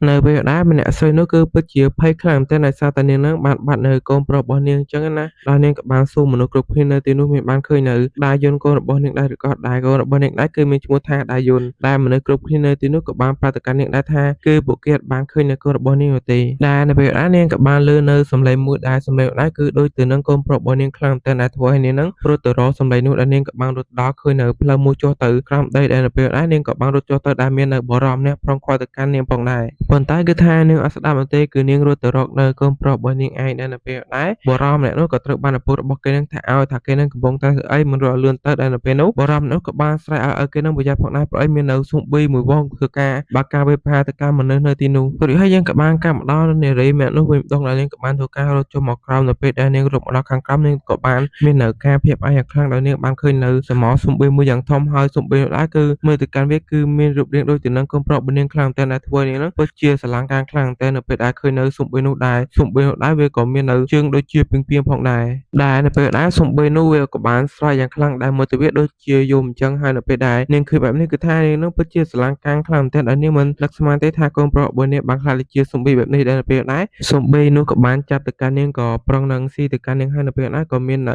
ភ្លើងមួយក៏បានឆេះផ្ទុះមកពីខាងលើដែរធ្វើឲ្យស៊ុំប៊ីនោះវាឆេះហើយវាក៏បានស្រែកផងដែរនៅពេលដែលនាងឃើញបែបនេះមើលទៅកាន់នាងក៏ដូចជាអាណិតទៅកាន់កូនប្រុសរបស់នាងខ្លាំងតែទោះបីជាគេខ្លាចទៅជាស៊ុំប៊ីប្រុសនឹងស៊ីនាងក៏នាងនៅតែអាណិតទៅកាន់គេផងដែររួចហើយយើងក៏បានកាត់មកមុននេះបន្តិចវិញយើងក៏បានឃើញនៅតួឯកប្រុសយើងបាននិយាយគ្នាជាមួយនឹងលោក Colonel ផងដែរនៅពេលនោះតួឯកប្រុសយើងក៏បាននិយាយទៅកាន់លោក Colonel ផងដែរថាគឺពួកយើងនឹងមិនមានពេលគ្រប់គ្រាន់ទេបើសិនជាធ្វើទៅតាមផែនការរបស់លោក Colonel នោះពួកគេនឹងមិនអាចជួយសង្គ្រោះជីវិតមនុស្សសូម្បីតែម្នាក់ដូច្នេះហើយតើគាត់នឹងធ្វើទៅតាមប្រទេសរបស់គាត់វិញដែលប្រទេសរបស់គាត់នោះដែរគឺជាការប្រើនៅសមត្ថភាពស៊ុំប៊ីរបស់គាត់នឹងឯងហើយនេះហើយគឺជាផែនការដែរតួឯកប្រុសរបស់យើងបាននិយាយជាមួយលោក Colonel ហើយភ្លឹង8ម៉េចដែរគឺជាស្នាដៃរបស់តួឯកប្រុសរបស់យើងឯងគឺថាតួឯកប្រុសយើងគាត់ក៏បានធ្វើការលោតចុះមកពីខាងលើដែរខ្លួនរបស់គាត់នឹងមើលទៅគឺថាឆេះពោពេញទៅដោយភ្លើងតែម្ដងដែលនៅពេលដែរតួឯកប្រុសយើងក៏បានស្គាល់ទៅកាន់បិសាចនោះផងដែរដែលវាគឺជាប្រភេទពួក Skinwalker នឹងឯងដែលអ្នកនរគ្នាប្រហែលជាធ្លាប់ឮហើយអំពីពួក Skinwalker គឺវាធ្វើការបំញ្ញមនុស្សដោយការក្លែងបន្លំនៅមុខមាត់ឬក៏សម្លេងនឹងឯងហើយនេះដែរគឺជា Skinwalker ប្រភេទពីងពានឹងឯងដែលវាគឺជាពពួកបិសាចកម្រិតខ្ពស់ហើយមើលទៅតួឯកប្រុសយើងនៅពេលនេះប្រកាសជារៀងតាំងដៃបន្តិចហើយនៅពេលដែលប៉ះជាមួយនឹងបិសាចកម្រិតខ្ពស់បែបនេះដែលនៅពេលដែរZombie Skinwalker ពីងនោះវាក៏បានធ្វើការបង្កើតវាប្រហារទៅកាន់តួឯកប្រុសយើងដោយធ្វើការប្រុសនៅសំណាញ់របស់វានឹងទៅកាន់តួឯកប្រុសយើងប៉ុន្តែគឺថាតួឯកប្រុសវានឹងធ្វើការចាប់ទៅកាន់សំណាញ់របស់វាហើយហក់ទៅវាយវាគឺថាវាយវានៅមុខរបស់វានឹងសាប់យកតែម្ដងហើយតួឯកប្រុសវាគាត់ក៏បានគិតផងដែរថាជាមួយនឹងភ្លើងដែលឆេះសន្ទប់បែបនេះវាប្រកាសជាមិនអាចទប់ទល់ជាមួយនឹងគាត់បានទេហើយគាត់ត្រូវតែបញ្ចប់វាត្រឹមតែមួយក្បាច់តែប៉ុណ្ណោះនៅពេលដែលគាត់ប្រឹងនឹងបន្ថែមទៅកាន់ស៊ុំប៊ីនោះហើយក៏មាននៅនរណាម្នាក់ក៏មកកាន់គាត់ដែរនោះដែរគឺជាស្រីម្នាក់នោះឯងដែលនាងគិតថានោះគឺជាកូនប្រុសរបស់នាងដូច្នេះនាងគប់ទៅកាន់តួឯកប្រុសយើងហើយក៏បានប្រាប់ទៅឲ្យតួឯកប្រុសយើងហ្នឹងកុំធ្វើបាបនៅកូនប្រុសរបស់នាងអីនិយាយទៅគឺថានាងអត់ដឹងនោះទេថានេះគឺជាបិសាច Skinwalker ដែលវាបន្លំខ្លួនធ្វើជាកូនរបស់នាងឯងប៉ុន្តែទឹកចិត្តជាម្ដាយអ្នកនរគ្នាមើលទៅគឺថាទោះបីជាកូននឹងខ្លាចទៅជាស៊ុំប៊ីក៏នៅតែបារម្ភខ្លាចកូននឹងត្រូវគេធ្វើបាបអញ្ចឹងណាហើយនៅពេលដែលឆ្លៀតតួឯកប្រុសយើងគាត់កំពុងតែចាប់អារម្មណ៍ជាមួយនឹងស្ត្រីម្នាក់នោះភ្លេចខ្លួនបិសាចស៊ុំប៊ីនោះវាក៏បានឆ្លៀតឱកាសនោះធ្វើការវាប្រហារទៅកាន់តួឯកប្រុសយើងដោយវាប្រើនៅមាត់របស់វាយ៉ាងធំហើយធ្វើការស្រែកយ៉ាងខ្លាំងទៅដាក់តួឯកប្រុសយើងដែរធ្វើឲ្យតួឯកប្រុសយើងនឹងខ្ទាតតែម្ដងហើយសម្លេងស្រែករបស់វាគឺថាពិតជាខ្លាំងតែដែលធ្វើឲ្យម្នាក់ស្រីនោះដែលនៅជិតនោះគឺថាធ្វើឲ្យនាងស្លាប់តែម្ដងនៅពេលដែលលើនៅសម្លេងស្រែកដ៏ខ្លាំងរបស់វាសូម្បីតែតួឯកប្រុសយើងនៅពេលនោះក៏ថាពិបាកនឹងទប់ទល់ផងដែរដែលនៅពេលនោះបិសាចនោះវាមិនចាំពេលយូរវាក៏បានធ្វើការប្រើនៅសម្លេងស្រែកដ៏ខ្លាំងរបស់វាទៅការស្រែកដាក់ទៅកាន់តួឯកប្រុសយើងបន្តទៀតដែលសម្លេងស្រែករបស់វាពិតជាខ្លាំងតែដែលវាធ្វើការដូចជាការដាក់សម្ពាធទៅកាន់តួឯកប្រុសយើងយ៉ាងខ្លាំងដែលធ្វើឲ្យតួឯកប្រុសរបស់យើងស្ទើរតែបាត់បង់ស្មារតីទៅហើយប៉ុន្តែនៅពេលនោះគាត់ក៏បាននឹកឃើញទៅដល់ដាមីដែលជាកូនស្រីរបស់គាត់ហើយនឹកឃើញនៅពេលដែលនាងនឹងលើកកម្លាំងចិត្តទៅកាន់គាត់នឹងឯងដែលធ្វើឲ្យគាត់នឹងក៏បានភ្ញាក់មកវិញហើយគាត់ក៏បានធ្វើការបោកក្បាលខ្លួនឯងយ៉ាងខ្លាំងនៅទីនោះដើម្បីធ្វើឲ្យគាត់នឹងមានស្មារតីមកវិញបន្ទាប់ពីគាត់មានស្មារតីមកវិញហើយគាត់ក៏បានធ្វើការស្ទុះទៅដាក់នៅស៊ុំប៊ីនោះដែលគាត់បានធ្វើការសោយមួយដៃពីក្រោមដែលធ្វើឲ្យវានឹងបែកនៅកញ្ចក់មាត់របស់វាក៏ឲ្យវានឹងឈប់ស្រែកបានបន្តទៀតហើយគឺថា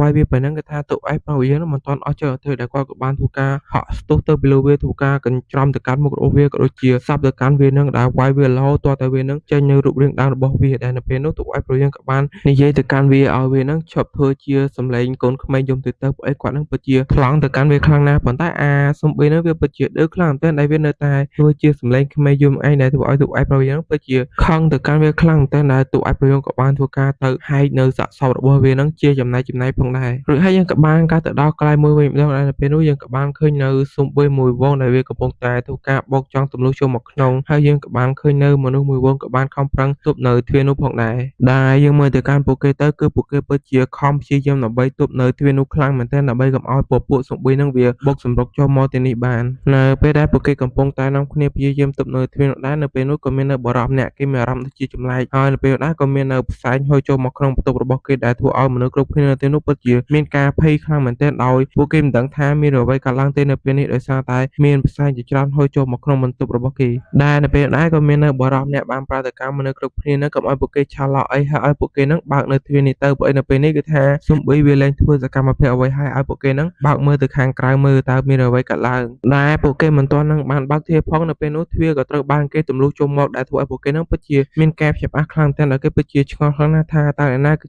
អ្នកទម្លុះនៅទ្វារនេះចូលមកហើយនៅពេលនោះយើងក៏បានឃើញដែរអ្នកទម្លុះនៅទ្វារនេះចូលមកគឺជាទូឯកប្រុសរបស់យើងឯងដែលគាត់បានសម្លាប់នៅពពួកស៊ុំប៊ុយនៅខាងក្រៅអស់ហើយគាត់ក៏បានយកនៅម្នាក់ស្រីនោះមកជាមួយគាត់ផងដែររួចហើយយើងក៏បានកាត់មកដល់នៅខាងក្រៅវិញម្ដងដែលយើងក៏បានឃើញនៅលោក Colonel កំពុងតែចាំទូឯកប្រុសយើងនៅខាងក្រៅផងដែរហើយនៅពេលនោះយើងបានឃើញនៅលោក Colonel ហ្នឹងគឺថាគាត់ញញឹមដូចជាសប្បាយចិត្តខ្លាំងមែនទែនបន្ទាប់មកយើងក៏បានកាត់មកដល់ពេលព្រឹកវិញម្ដងនៅពេលនោះយើងក៏បានឃើញនៅមនុស្សគ្រប់គ្នាក៏បានចេញមកគឺពួកគេត្រូវបានទូឯកប្រុសរបស់យើងហ្នឹងជួយសង្គ្រោះរួចរស់មានជីវិតដែរមនុស្សដែលរួចរស់មានជីវិតពីកន្លែងនេះគឺថាមានចំនួនរហូតដល់37នាក់ឯណោះហើយនៅពេលនោះយើងក៏បានឃើញនៅពពួកទាហានបានទៅជួយនៅមនុស្សនៅទីនោះផងដែរដែលនៅពេលនោះគេក៏បានរកឃើញនៅដុំសំណាញ់ពីមួយនៅពេលដែលគេបើកមើលទៅគេក៏បានឃើញនៅកូនប្រុសរបស់ម្នាក់ស្រីនោះដែរកូនប្រុសរបស់នាងមានឈ្មោះថាដាយុននឹងឯងគឺថាកូនប្រុសរបស់នាងនោះមិនបានខ្លាចទៅជាស៊ុំប៊ុយនោះទេគឺគេនៅមានជីវិតរស់នៅឡើយទេនៅពេលដែលនាងឃើញនៅកូនប្រុសរបស់នាងមាននៅជីវិតបែបនេះគឺថានាងពិតជាសប្បាយចិត្តខ្លាំងមែនទែនហើយទាហាននៅទីនោះក៏នាំគ្នាទៅសើទៅកាន់ទូឯកប្រុសរបស់យើងផងដែរគឺថាគាត់នឹងពិតជាខ្លាំងមែនទែនដែលអាចជួយសង្គ្រោះជីវិតមនុស្សនឹងរហូតដល់ជិត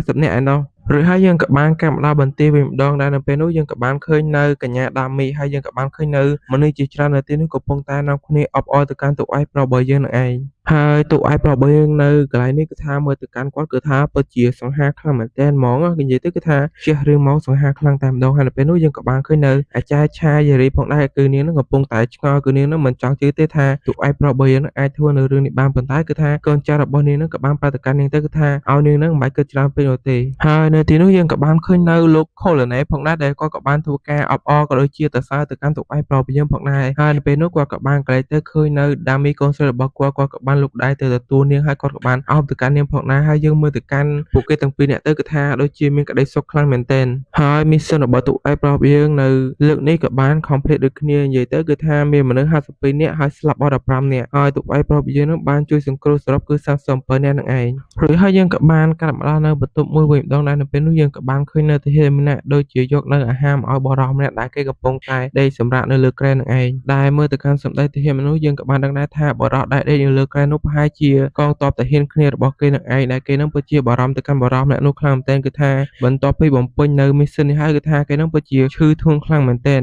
បន្ទាប់ពីទាហានម្នាក់នោះយកនៅអាហារទៅឲ្យគ្នារបស់គេដែលកំពុងតែដេកឈឺនោះហើយគេក៏បានប្រាប់ទៅកាន់គ្នារបស់គេនឹងឲ្យសម្រាប់បានស្រួលទៅបន្តិចទៀតនេះគេនឹងយកនៅថ្នាំព្យាបាលឲ្យកាន់គេជាម្ខាងបន្ទាប់ពីទាហានមនុស្សលាទៅកាន់គ្នាគេហើយក៏បានចេញទៅបន្ទាប់ពីទាហានម្នាក់នោះបិទនៅទ្វារចេញទៅហើយយើងក៏បានឃើញនៅបរិសដែលកំពុងតែដេកឈឺនៅលើគ្រែនោះផងដែរដែលនៅពេលនោះគេបានបង្ហាញនៅមុខមាត់ពិតរបស់គេដែលការពិតទៅគឺគេមិនមែនជាមនុស្សនោះទេដែលគេក៏បានខ្លាចទៅជាបិសាចបាត់ទៅហើយយើងមិនដឹងទេថាមូលហេតុអីបានជាគេខ្លាចទៅជាបិសាចបែបនេះដែលនៅពេលមុនយើងក៏បានដឹងដែរថាគឺមាននៅទាហានម្នាក់នៅក្នុងមន្ទីរបានខ្លាចទៅជាបិសាចហើយមនុស្សគ្រប់គ្នាគឺថាពួកគេអត់ទាន់ដឹងទេដោយសារតែពួកគេជាប់ធ្វើការជប់លៀងងប់អស់ទៅកាន់ទូឯកប្រុសយើងដែលបានជួយនៅជីវិតមនុស្សជាច្រើននាក់តែនៅពេលនោះយើងក៏បានឃើញនៅលោក Colonel គាត់កំពុងតែមកនិយាយគ្នាលេងជាមួយនឹងទូឯកប្រុសរបស់យើងផងដែរដែលគាត់ដឹងថាទូឯកប្រុសរបស់យើងនឹងមាននៅសមត្ថភាពខ្លាំងក្លាប៉ុន្តែគាត់មិននឹកស្មានទេថាទូឯកប្រុសយើងអាចធ្វើនៅរឿងនេះបានល្អដល់ថ្នាក់នេះគឺថាជួយនៅជីវិតមនុស្សបានច្រើនខ្លាំងមែនទែនដូចជាហើយដើម្បីជាការអបអរទៅកាន់ទូឯកប្រុសយើងយប់នេះគេនឹងធ្វើការផាត់ថេមួយយប់តភ្លឺតែម្ដងហើយលោក Colonel ក៏បានប្រាប់ទៅកាន់ទូឯកប្រុសយើងកុំឲ្យគាត់នឹងគិតច្រើនអំពីអ្នកដែលបានស្លាប់ទៅអីព្រោះអីនៅពេលដែលពួកគេស្លាប់ទៅពួកគេបានផុតទុកអំពីនៅរស់ដល់ខឺនេះហើយអ្នកដែលពួកគេគួរតែបារម្ភនោះគឺអ្នកដែលនៅមានជីវិតយើងគួរតែនឹករកនៅវិធីណាដែលអាចជួយជីវិតពួកគេឲ្យពួកគេអាចរស់នៅបានរហូតដល់ទីបញ្ចប់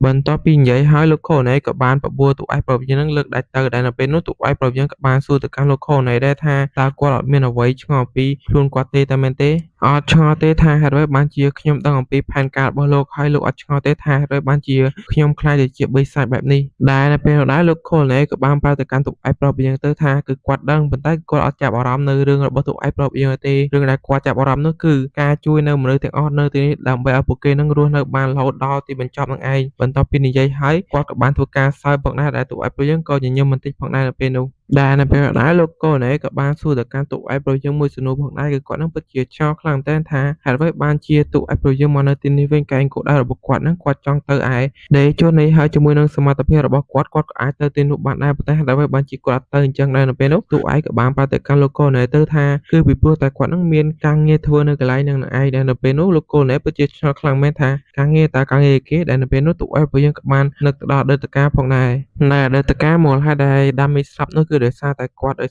ធ្វើអ្វីមួយគឺគាត់គ្មានការអត់ធ្មត់ក៏ដូចជាគាត់តែងតែបញ្ញាប់ធ្វើនៅរឿងអ្វីមួយដូច្នេះបានធ្វើឲ្យដាមីនឹងស្លាប់នឹងឯងដូច្នេះហើយនៅជីវិតនេះគឺគាត់មិនត្រូវធ្វើអ្វីបញ្ញាប់ក៏ដូចជាគ្មាននៅការអត់ធ្មត់នោះទេគាត់ត្រូវតែគិតវាច្បាស់លាស់មុននឹងធ្វើអ្វីមួយដែលមើលទៅកាន់ទូឯកប្រវិញ្ញកំពុងតែគិតរឿងដូចជាថ្មឹកលោកកូឡូណេក៏បានសួរទៅកាន់ទូឯកប្រវិញ្ញទៅថាតើគេកំពុងគិតអីតើគេអីទេតែមែនទេដែលទូឯកប្រវិញ្ញក៏បានប្រាប់ទៅកាន់លោកកូឡូណេទៅថាគឺគាត់នឹងមិនអីនោះទេដែលនៅពេលនោះយើងក៏បានឃើញដាមីនាងក៏បានដើរមករកឪពុករបស់នាងផងដែរដែលនាងបានប្រាប់ទៅកាន់ទូឯកប្រវិញ្ញថានៅថ្ងៃនេះនាងសូមចូលទៅសម្រាប់មុនហើយដោយសារតែនៅថ្ងៃនេះនាងដូចជាមិនសូវស្រួលខ្លួនទេនៅពេលដែលឃើញដាមីបែបនេះទូឯកប្រវិញ្ញក៏បានធ្វើការលានៅលោកខូណេហើយជូននៅដាមីទៅសម្រាប់ផងដែរបន្ទាប់ពីទូឯកប្រវិញ្ញជូនដាមីទៅសម្រាប់បាត់ហើយយើងក៏បានឃើញនៅលោកកូណេគាត់ក៏បានគិតផងដែរថាតើគេចង់ទៅដេកជូនតើមែនទេហើយគេក៏បាននិយាយដែរថាទោះបីជាយ៉ាងណាក៏ដោយគឺគេនឹងមិនឲ្យទូឯកប្រវិញ្ញទៅបានដល់ងាយស្រួលទេហើយគេក៏អរគុណទៅកាន់ទូឯកប្រវិញ្ញផងដែរដែលបានប្រាប់មកកាន់គេដូច្នេះហើយងាយស្រួលសម្រាប់គេនឹងបង្កើតនៅផែនការរបស់គេសាជាថ្ម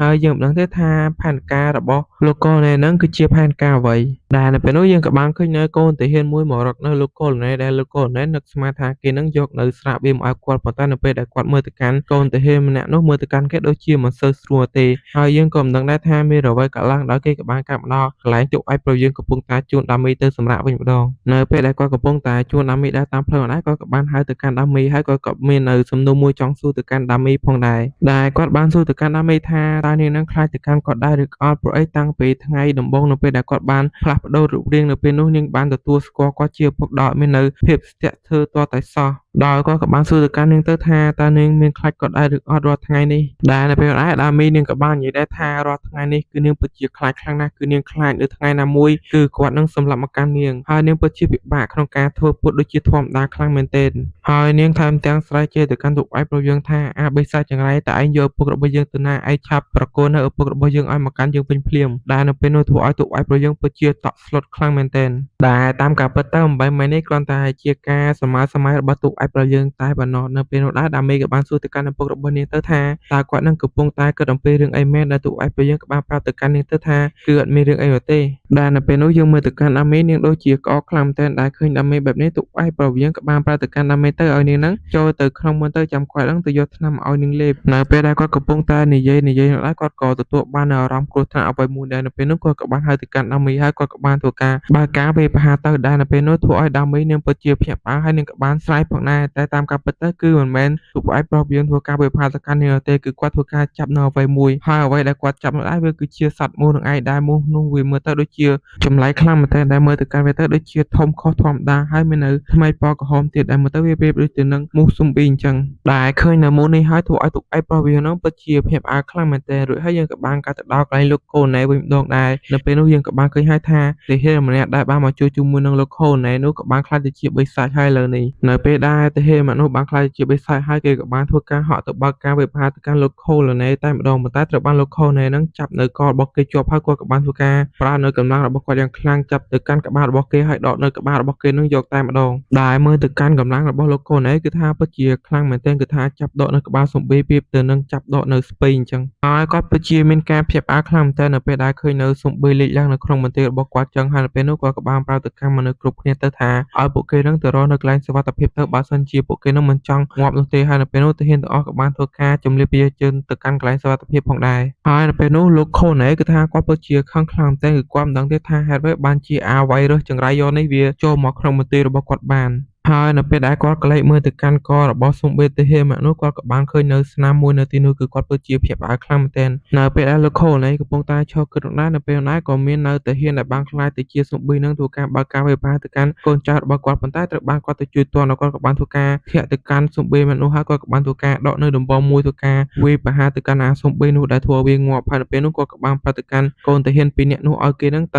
ៅប្រាប់គ្រប់គ្នាឲ្យពួកគេនឹងរៀបចំខ្លួនដើម្បីប្រយុទ្ធហើយម្នាក់ទៀតទៅហៅនៅទូឯករបស់យើងមកឲ្យលឿនហើយគាត់ពិតជាឆ្ងល់អំពីសុំប៊ីទាំងអស់នេះខ្លាំងមែនទែនគឺមើលទៅកាន់ពួកវាចរណារត់របស់វាគឺប្រៀបដូចទៅនឹងសត្វព្រៃអញ្ចឹងមកតែគឺថាគាត់អត់ខ្វល់ទេគឺថាចូលមួយវាយមួយចូលពីរវាយពីរតែម្ដងព្រោះអីនេះគឺជាទឹកដីរបស់គាត់ហើយយើងមើលទៅកាន់សុំប៊ីដូចជាមានចំនួនច្រើនមែនទែនគឺដោយសារតែទាហានហើយនិងប្រជាជនមួយចំនួនបានខ្លាចទៅជាសុំប៊ីបាត់ទៅហើយគាត់បានធ្វើការបើកការវាយប្រហារសម្រាប់ទៅកាន់ពួកវាទាំងអស់នោះផងដែរនៅពេលដែលលោកខូណេបានសម្លាប់ទៅកាន់ពពួកសុំប៊ីទាំងអស់នោះដែលធ្វើឲ្យគាត់ពិតជាខឹងខ្លាំងមែនទែនគឺដោយសារតែកូនចៅរបស់គាត់ក៏ដូចជាប្រជាជនមួយចំនួននោះបានខ្លាចទៅជាសុំប៊ីនឹងឯងឬហើយយើងក៏បានការចូលទៅដល់ក្នុងមន្ទីរវិញម្ដងយើងក៏បានឃើញនៅទូឯកប្រុសរបស់យើងកំពុងតែរៀបចំខ្លួនឲ្យដាមេនឹងឯងហើយមើលទៅកាន់គាត់រៀបចំឲ្យដាមេទៅគឺថាឃ្លុំនឹងចិត្តតែម្ដងហើយនៅពេលនោះដាមេក៏បានសួរទៅកាន់ទូឯកប្រុសរបស់យើងផងដែរថាតើនោះវាគឺជាសុំប៊ីប្រភេទអ្វីហើយទូឯកប្រុសយើងក៏បានប្រាប់ទៅកាន់នាងទៅថានោះវាគឺជាសុំប៊ីប្រភេទ Moske ហើយមិនដឹងថាមានហៅខុសឬក៏អត់ទេប៉ុន្តែគឺថាសុំហៅ Moske ចោះដែរសុំប៊ីនោះដែរវាគឺជាប្រភេទសត្វល្អិតទូចៗនឹងឯងដូចជាពពួកសត្វមូសនឹងឯងហើយបើសិនជាមនុស្សណាក៏ដោយឲ្យតែត្រូវបា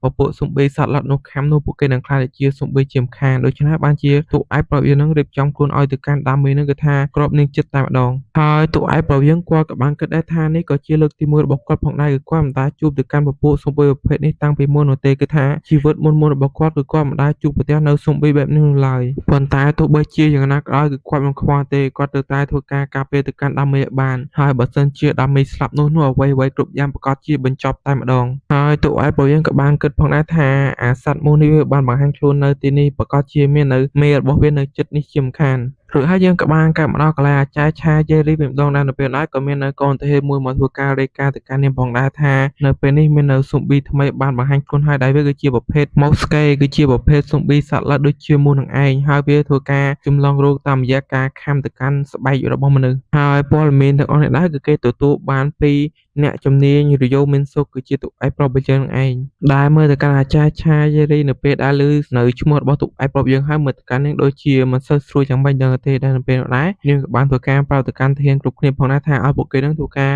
រក្របនៅស្បែករបស់គេបានចិត្តល្អប្រយ័ត្ននៅអាប្រភេទស៊ុំប៊ីប្រភេទថ្មីនោះខំទៅកាន់ពួកគេទៅដែលនៅពេលនោះនាងក៏បានសួររកនៅលោកខូណេផងដែរបន្តែទាហានម្នាក់នោះមិនទាន់បាននឹងប្រាប់ផងក៏មាននៅទាហានមួយដែលយាមនៅខាងលើក៏បានរាយការណ៍មកកាន់នាងដោយគេបានរាយការណ៍ទៅកាន់នាងថាគឺគេបានឃើញនៅស៊ុំប៊ីមួយនៅខាងក្រៅបន្ទាយហើយនៅពេលនោះអាចារ្យឆាយេរីក៏បានសួរទៅថាតើស៊ុំប៊ីនោះវាមាននៅរូបរាងប្រភេទដូចម្ដេចហើយនៅពេលនោះតាហេម្នោះក៏បានធ្វើការកលេចមើលទៅកាន់ស៊ុំប៊ីនោះទៅដែលស៊ុំប៊ីនោះយើងក៏បានឃើញផងដែរដែលវាមានរូបរាងដូចជាសត្វកង្កែបចឹងប៉ុន្តែវាមាននៅសក់ហើយក៏មាននៅថ្មីក្រហមផងដែរហើយមាននិយាយមែនស៊ុំប៊ីនៅក្នុងរឿងនេះមើលគឺថាពិតជាចម្លែកហើយគួរឲ្យខ្លាចខ្លាំងតែនិយាយទៅគឺថាមើលនៅរឿងស៊ុំប៊ីច្រើនដែរប៉ុន្តែមិនដែលឃើញស៊ុំប៊ីណាដែលគួរឲ្យខ្លាចដល់ថ្នាក់ហ្នឹងទេដែលនៅពេលដែរអាស៊ុំប៊ីកង្កាប់នោះវាក៏បានធ្វើការហាមាត់របស់វាយ៉ាងធំហើយវាក៏បានធ្វើការបញ្ចេញនៅសត្វមូសជាច្រើនចេញពីមាត់របស់វាដែលធ្វើឲ្យទាហានម្នាក់នោះពិតជាមាននឹងការភ្ញាក់ផ្អើលខ្លាំងមែនទែនគឺដោយសារតែមាននៅវងស៊ុំប៊ីយ៉ាងធំសម្បើមតែម្ដងហោះធ្វើការមកវាយប្រហារទៅកាន់គេដែលធ្វើឲ្យគេនឹងពិតជាស្រែកខ្លាំងមែនទែនហើយនៅពេលដែរអាចារ្យឆាយេរីក៏បានប្រាប់ឲ្យទាហានទាំងអស់នាំគ្នារត់ចូលទៅក្នុងមន្ទីរផងដែរនៅពេលនោះដែរនាងក៏បានឃើញនៅទូឯកប្រុសយើងគាត់ក៏បានហប់មកពីខាងលើនិយាយទៅគឺថាគាត់ហប់មកខ្ពស់ខ្លាំងមែនទែនណាធ្វើឲ្យអាចារ្យឆាយេរីគឺហើយពិតជាមាននឹងការភ្ញាក់ផ្អើលខ្លាំងមែនទែនហើយយើងកាត់ទៅមុននេះបន្តិចមូលហេតុដែលទូឯកប្រុសយើងមកជួយនៅទីនេះនោះគឺដោយសារតែមាននៅទាហានម្នាក់ទៅហៅនៅទូឯកប្រុសយើងឲ្យទូឯកប្រុសយើងនឹងទៅជួយពួកគេដែរពេលនោះទូឯកប្រុសយើងក៏បានបកកាយទៅកាន់ទាហានម្នាក់នោះផងដែរគឺថាគាត់នឹងមិនទៅជួយទេគឺគាត់នឹងគឺជាប្រជាជនធម្មតាហើយគេគឺជាទាហានដូច្នេះហើយគឺគេនឹងហើយគឺជាអ្នកការពារមកកាន់ពួកគាត់នោះហើយមូលហេតុដែលទូឯកប្រុសយើងមិនចង់ទៅជួយដែរគឺគាត់ចង់នៅទីនេះដើម្បីជួយការពារទៅកាន់កូនស្រីរបស់គាត់ដាមីនឹងឯងដែលមើលទៅកាន់ឪពុករបស់នាងដូចជាខឹងយ៉ាងនេះដាមីក៏បានធ្វើការដោះមុខ មកពាក់ឲ្យទៅកាន់ទូកឯប្រាប់យើងហើយនាងក៏បាននិយាយប្រាប់ទៅកាន់ទូកឯប្រាប់យើងទៅថាគឺនាងមិនចង់ឲ្យមនុស្សទាំងអស់នៅទីនេះស្លាប់នោះទេគឺនាងពិតជាចង់ការពារទៅកាន់មនុស្សគ្រប់គ្នានៅទីនេះឲ្យមានជីវិតរស់ខ្លាំងណាស់ប៉ុន្តែគឺនាងមិនអាចធ្វើបានទេប៉ុន្តែគឺឪពុករបស់នាងអាចធ្វើបានដោយដាមេនឹងហើយបានសុំទៅកាន់ទូកឯប្រាប់យើងឲ្យទូកឯប្រាប់យើងនឹងទៅជួយនៅទាហានទាំងអស់ក៏ដូចជាប្រជាជននៅទីនេះនឹងឯងហើយមូលហេតុនេះហើយបានជាយើងឃើញនៅទូកឯប្រាប់យើងមកជួយនៅក្រុមអាចារ្យឆាយេរីនៅទីនេះនឹងឯងដោយទូកឯប្រាប់យើងគាត់មកទីនេះដែរគឺគាត់យកនៅធុងកាសមួយមកផងដែរធុងកាសនោះដែរមានបំពាក់ជាមួយនៅឧបករណ៍សម្រាប់បាញ់ភ្លើងដែរតែមានមិនដឹងអាហ្នឹងគេហៅថាអីទេតែគាត់ដឹងថាវាគឺជាសម្រាប់បាញ់នៅភ្លើងនឹងឯងដែរទូកឯប្រាប់យើងក៏បានប្រើនៅឧបករណ៍នេះធ្វើការបាញ់ដុតទៅកាន់ពពួកស៊ុំប៊ីមួយទាំងអស់នោះទៅហើយនៅពេលដែលទូកឯប្រាប់យើងកំពុងតែដុតកំទេចនៅពពួកស៊ុំប៊ីមួយទាំងអស់នោះនៅពេលដែរគាត់ក៏បានកលែងឃើញនៅស៊ុំប៊ីកង្កែបដែលជាអ្នកបញ្ចេញនៅស៊ុំប៊ីមួយទាំងអស់នោះនៅពេលនោះដែរវាក៏បានកលែងឃើញនៅទូកឯប្រាប់យើងផងដែរនៅពេលដែលវាឃើញនៅទូកឯប្រាប់យើងវាក៏បានធ្វើការលូតកិច្ចចេញពីកន្លែងនោះផងដែរនៅពេលដែលឃើញវារត់កិច្ចបែបនេះទូកឯប្រាប់យើងពិតជាខឹងខ្លាំងតែគាត់ក៏បានធ្វើការលូតទៅដេញតាមវាផងដែរប៉ុន្តែគឺថាមិនមែនគាត់រត់ដេញតាមទេគឺថាគាត់លូតទៅជិះឡានជាមួយនឹងអាចារ្យឆាយេរីដើម្បីដេញតាមទៅកាន់ស៊ុំប៊ីកង្កែបមួយនោះនៅពេលដែលជិះឡានជាមួយអាចារ្យឆាយេរីរបស់យើងនៅពេលដែលអាចារ្យឆាយេរីក៏បានសួរទៅកាន់ទូកឯប្រាប់យើងផងដែរថាតើស៊ុំប៊ីកង្កែបនឹងមែនគឺជាអ្នកបើកការវិភាគទៅកាន់មន្ទីររបស់ពួកគេដែលទូកឯប្រាប់យើងក៏បានប្រាប់ទៅកាន់នាងផងដែរថាគឺត្រូវឲ្យស៊ុំប៊ីកង្កែបមួយនេះនៅពេលនោះដែរអាចារ្យឆាយេរីក៏សួរទៅកាន់ទូកឯប្រាប់យើងផងដែរថាតើគាត់ដឹងពីវិធីដើម្បីសម្លាប់ទៅកាន់វាតាមមែនទេទូកឯប្រាប់យើងក៏បានប្រាប់ដែរថាគឺត្រូវឲ្យគាត់ដឹងនៅពិធីដើម្បីសម្លាប់ទៅកាន់ស៊ុំប៊ីទាំងអស់នោះនៅពេលដែលអាចារ្យឆាយេរីឮទូកឯប្រាប់យើងនិយាយបែបនេះអាចារ្យឆាយេរីនាងក៏បាននិយាយផងដែរថាបើអញ្ចឹងត្រូវតែកម្ចាត់វាបាននៅពេលដែលកម្ចាត់វាបានហើយនោះរឿងគ្រប់យ៉ាងនឹងបញ្ចប់ជាមិនខានហើយនាងនឹងមិនឲ្យវានឹងរត់គេចចេញបាននោះទេហើយយើងមើលទៅកាន់អាចារ្យឆាយេរីនាងពិតជាខឹងខ្លាំងមែនទែនដោយនាងក៏បានធ្វើការជន់នៅឡានយ៉ាងលឿនដើម្បីដេញទៅកាន់ស៊ុំប៊ីកង្កែបនោះដែរឬហើយយើងក៏បានកាត់មកដល់ស៊ុំប៊ីកង្កែបនោះវិញម្ដងវាក៏បានធ្វើការមកដល់នៅកន្លែងមួយដែរវាគឺជារូងភ្នំមួយនឹងឯងនៅពេលនោះវាក៏បានធ្វើការដើរចូលទៅក្នុងរូងភ្នំនោះហើយវាក៏បានធ្វើការហាមាត់ស្រែកដូចជាផ្ដល់នៅសញ្ញាអ្វីមួយអញ្ចឹងដែលបន្តិចក្រោយមកយើងក៏បានឃើញនៅកៅថ្មីដល់ក្រហមឆ្អិនឆ្អៅជាច្រើនបានបង្ហាញចេញមកហើយនោះដែរគឺជាបេសាចដ៏ធំមួយដែលមើលទៅកាន់វាពិតជាគួរខ្លាចខ្លាំងមែនទែនហើយបេសាចនេះដែរគឺជាមេរបស់បេសាចកង្កែបនឹងឯងនិយាយទៅបេសាចកង្កែបនេះគឺមិនមែនជារូបរាងកាយពិតរបស់វាទេដែលវាគ្រាន់តែជារូបរាងកាយដែលបេសាចធំនោះវាបង្កើតមកនឹងឯងដែលបេសាចដ៏ធំនេះហើយគឺជាមេពិតប្រាកដរបស់បេសាចកង្កែបក៏ដូចជាបេសាចមួយទាំងអស់នោះហើយវាមកលាក់ខ្លួននៅក្នុងរូងភ្នំនេះដូច្នេះគឺវាពិតជាពិបាកក្នុងការតាមស្វែងរកវាខ្លាំងមែនទែនដែលនៅពេលណាយើងក៏បានឃើញនៅបេសាចកង្កែបដែលជាកូនចៅរបស់បេសាចដ៏ធំនោះមើលទៅកាន់វាដូចជាកំពុងតែព្រមមិនដឹងទេនៅពេលដែលវាកំពុងតែព្រមលើកឆេកឆុញឈុញនោះដែរគឺថាទូកឯប្រយើងទៅការហក់មកបើកការវិភាគទៅកាន់វាយកតែម្ដងដែលធ្វើឲ្យបេសាចដ៏ធំនោះឃើញទៅកាន់ទូកឯប្ររបស់យើងហើយធ្វើឲ្យវានោះពិតជាមានការភ័យផ្អើលខ្លាំងមែនទែនដែលធ្វើឲ្យវានោះបើកថ្មីក៏ដូចជាចំហវត្តនឹ